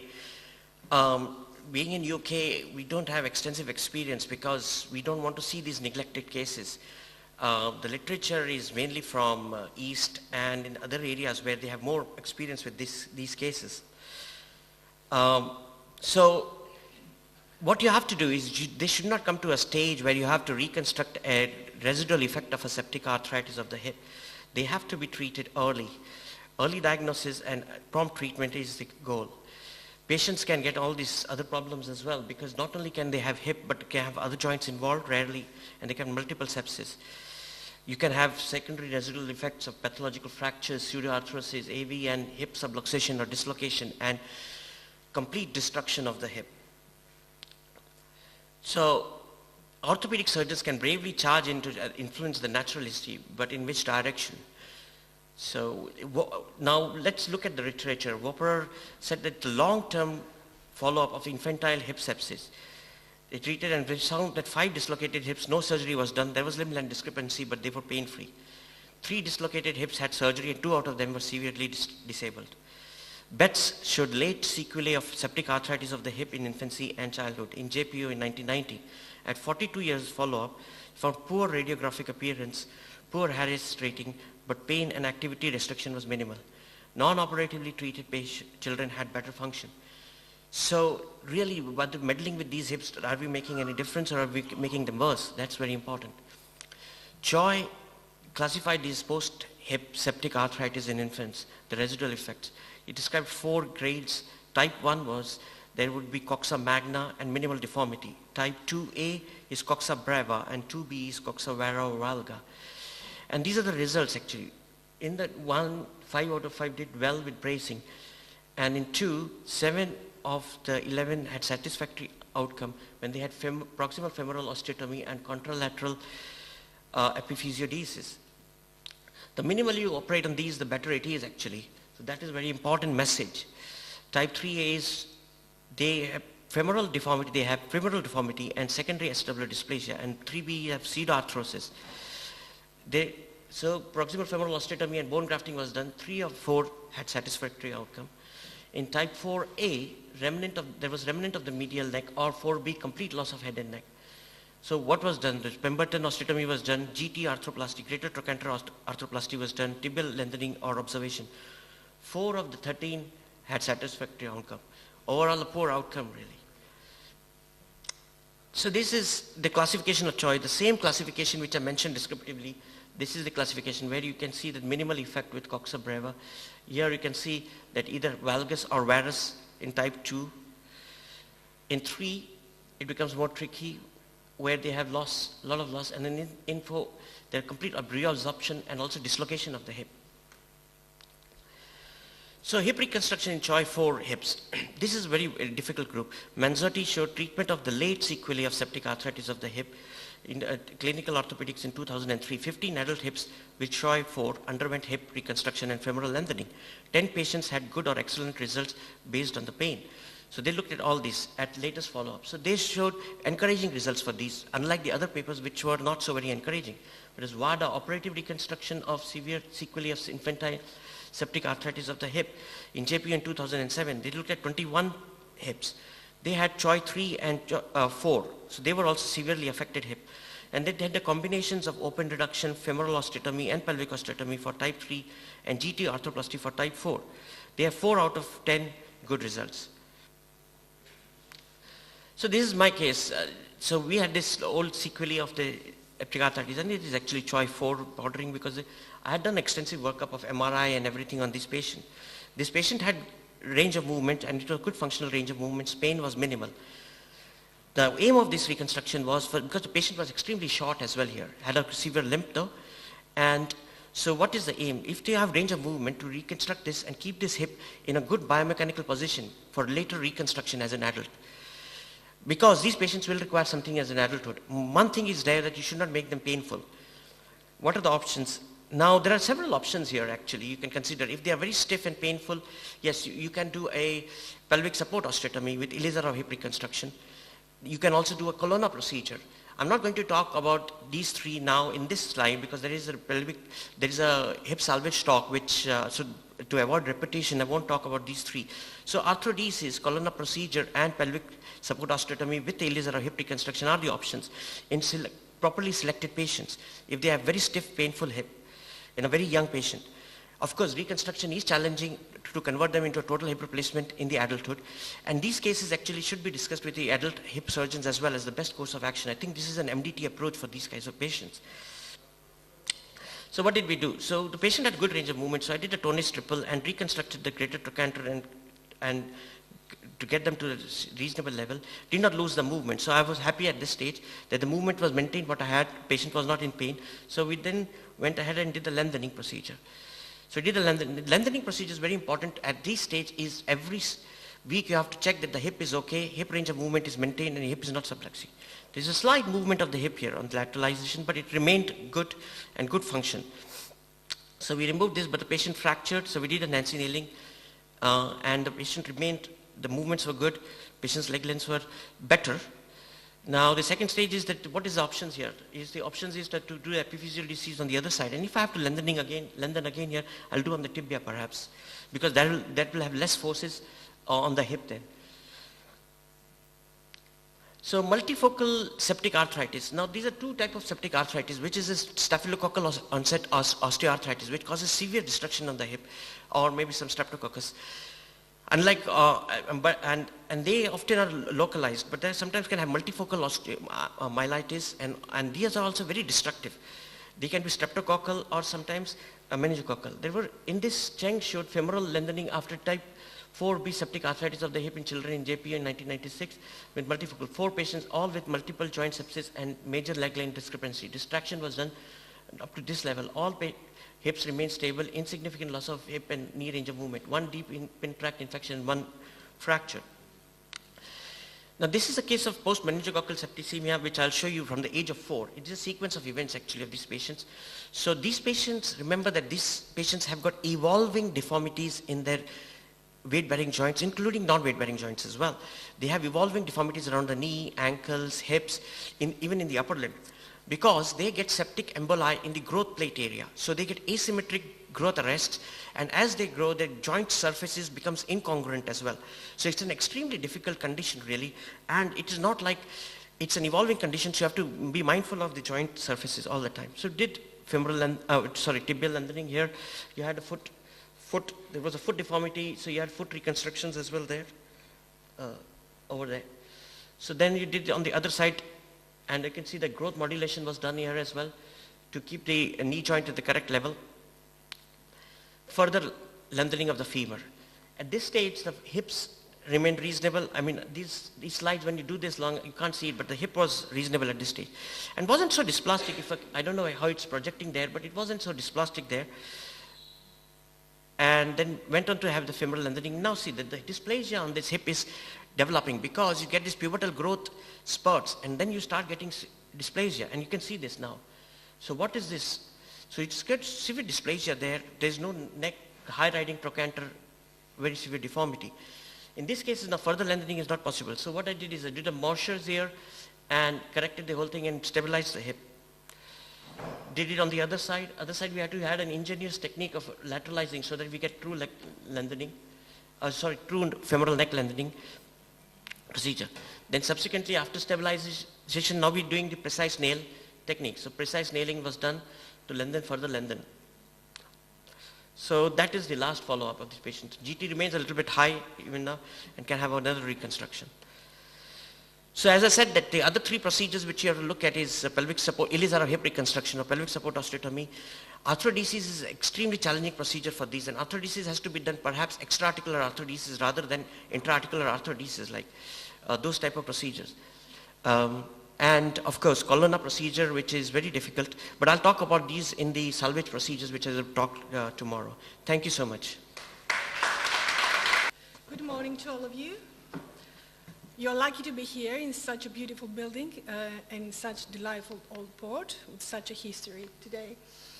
Needless to say, I'm deeply honored to be here, standing from such distinguished surgeons from the whole Europe. And of course, I want to thank my dear colleagues who came here to the rescue of mine, if the need arise, and support our claim to the physiotherapy contribution to the hip preservation symposium. I'm a senior physiotherapist working in a busy physiotherapy department in a busy general hospital that tries hard to provide health and welfare to approximately 160,000 inhabitants of Hanya County.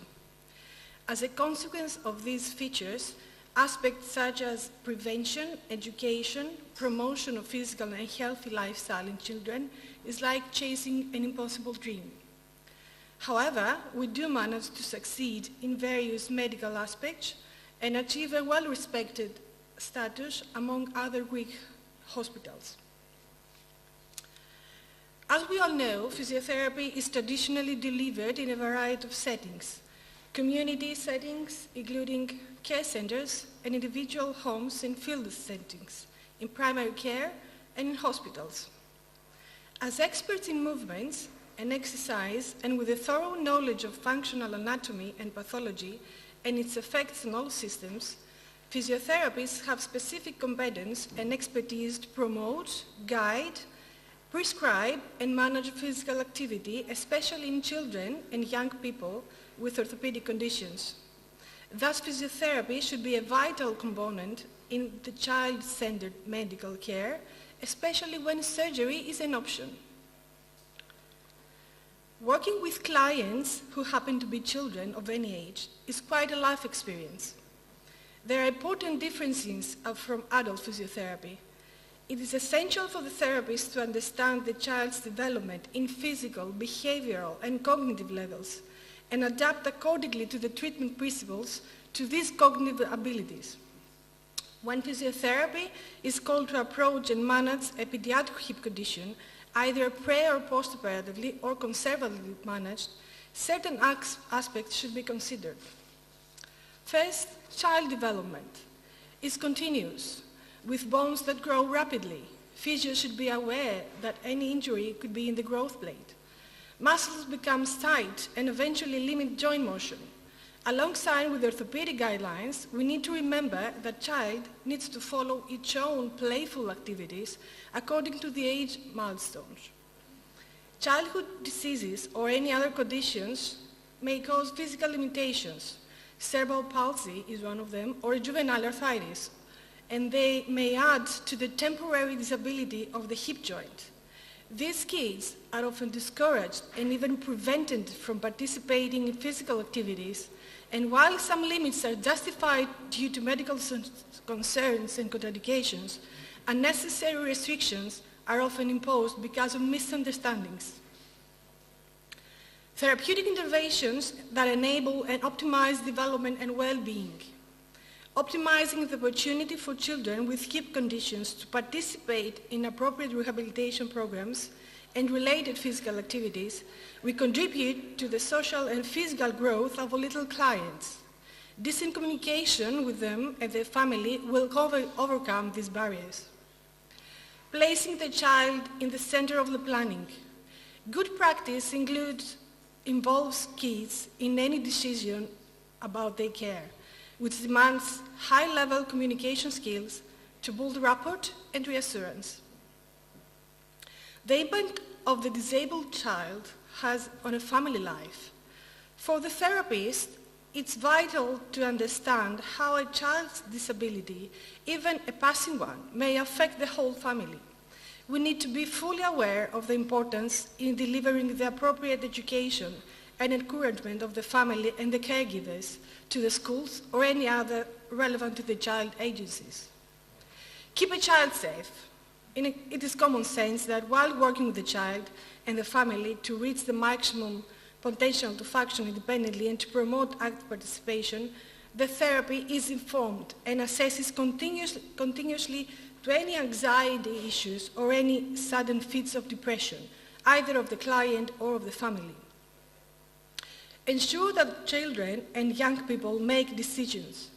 Active participation has always been beneficial to the young patient by increasing the self-confidence, promote autonomy mobility, thus decreasing the self-ailment and lessening the rehabilitation process. This is a proposed physiotherapy content. I started in a physio forum and I truly loved it. It shows exactly my way of delivering physiotherapy, especially when kids are the clients.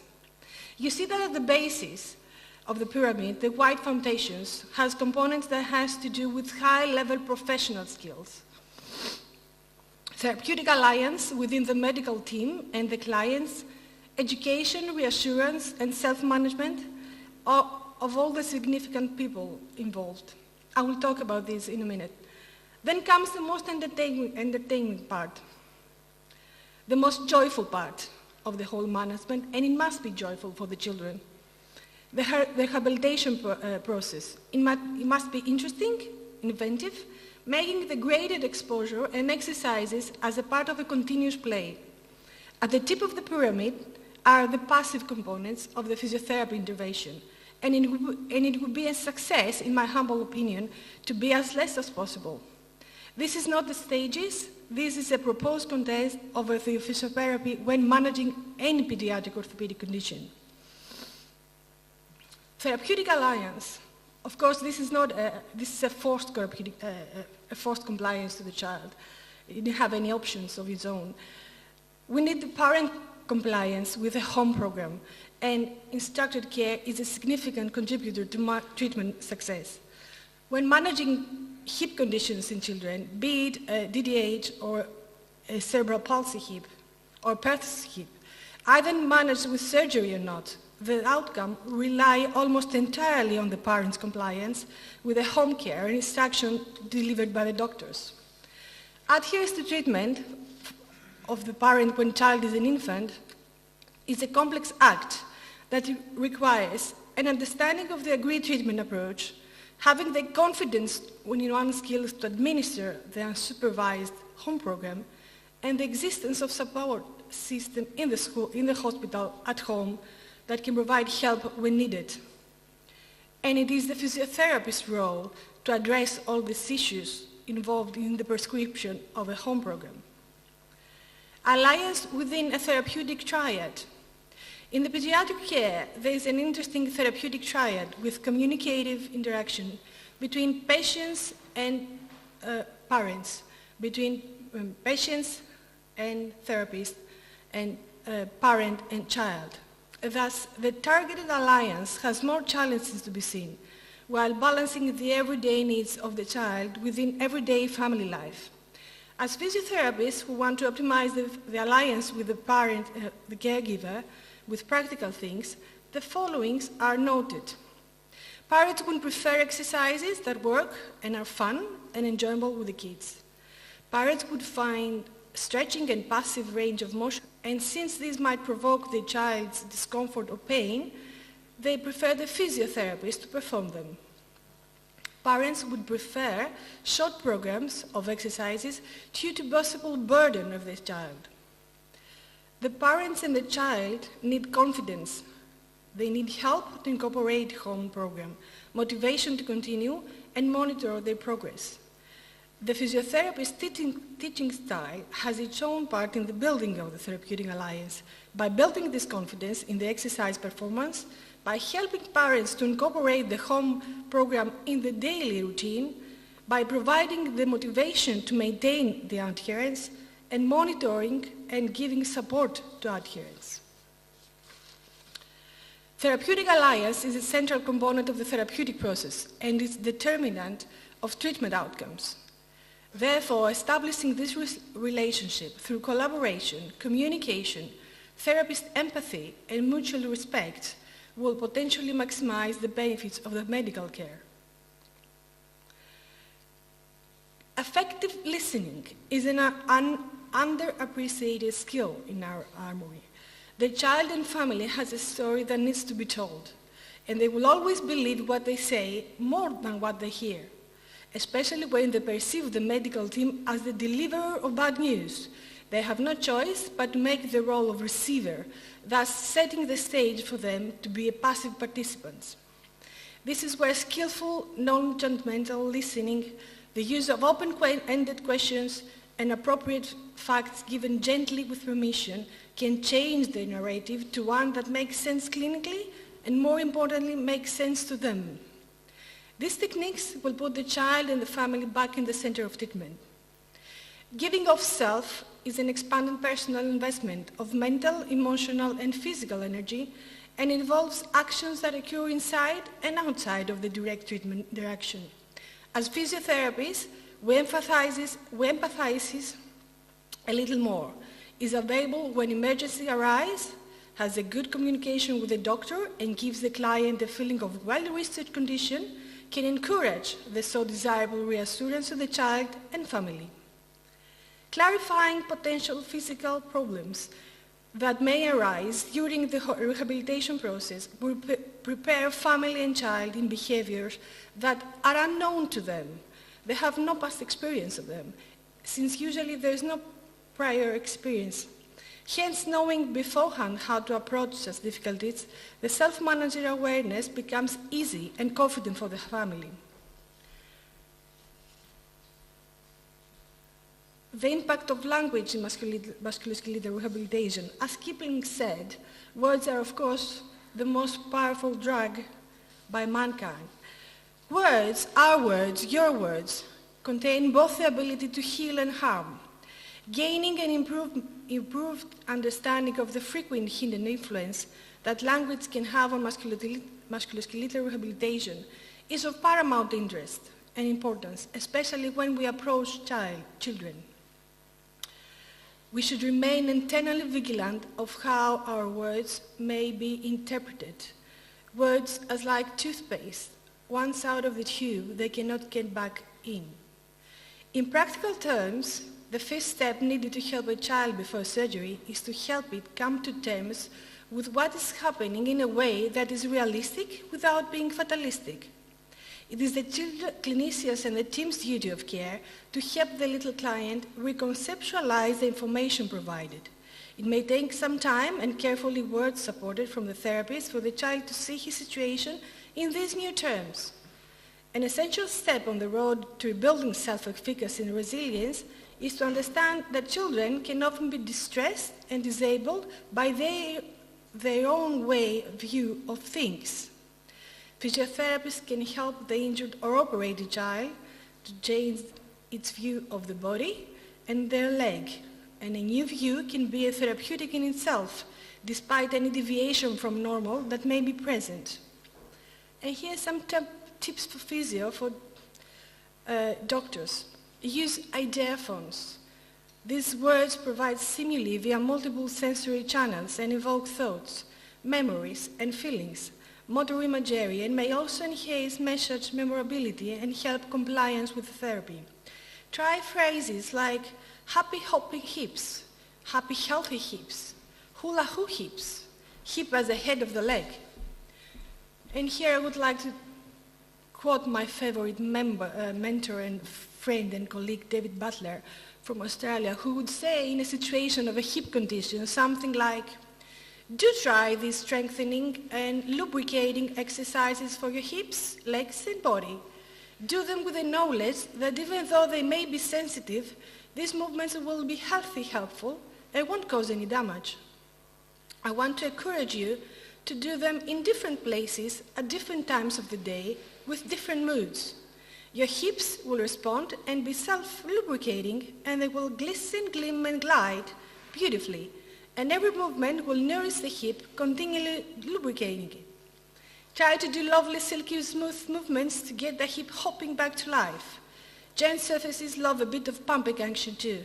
It encourages fresh healing blood to the area and liberates even more joint fluid. Use positive words, fun, exciting, playing. Phrases like it won't hurt or don't worry are either lies or in fact implies that something is wrong. It's better to avoid them and use instead phrases like everything will be okay. It may be painful and persistent, but you will overcome it. Instead of saying a limping gait, try an adjustable walking. Contractions of the hip muscles can become tight muscles that they can be stretched. Play is really the work of childhood. Play is in children's brain their favorite way of learning and an essential part of the childhood. But just like adults, when children experience pain or have an orthopedic hip condition, they also develop fear of movement. It hurts, and so they move less, they play less. This fear of movement is a driving force that obstructs treatment progress, so we need to identify and prioritize movement-related fears and find ways to overcome them. Physiotherapists have the specific competence and expertise in demonstrating the relationship between physical activity and health. We use a variety of active treatments to help these conditions by building strength, improving movement, and facilitate skills needed to complete daily activities.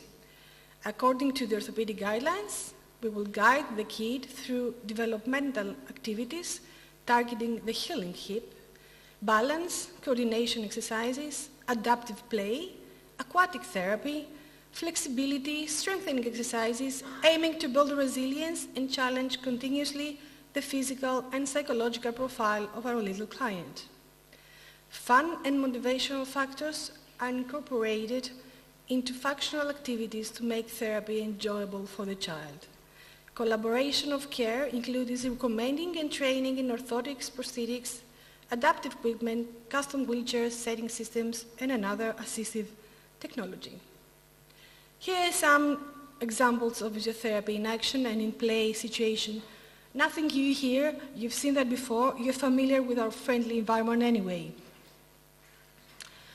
Passive treatments are last but not least. We can rely on them when treating hip conditions.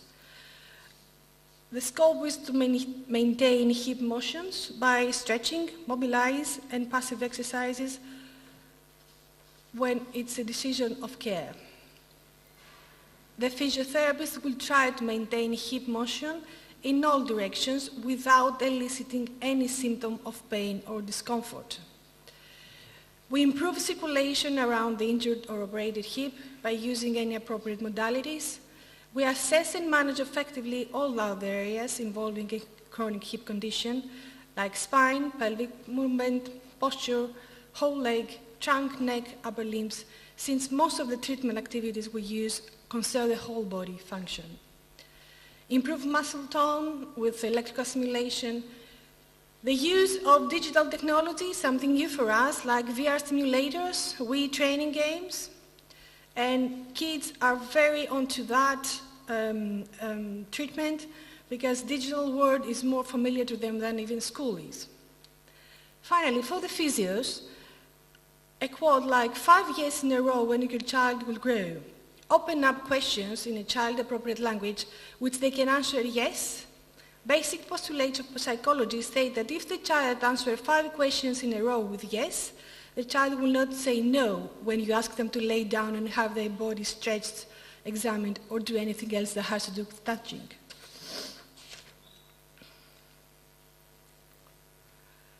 Finishing this presentation, I would like to thank you for not running away while I tried to have a decent presentation in what I was asked. Kindly remind to all of you who treat children, youngsters and adults from whatever position you might hold. There's plenty of evidence to support the claim that if we change the way we view things, then the things we view we can change.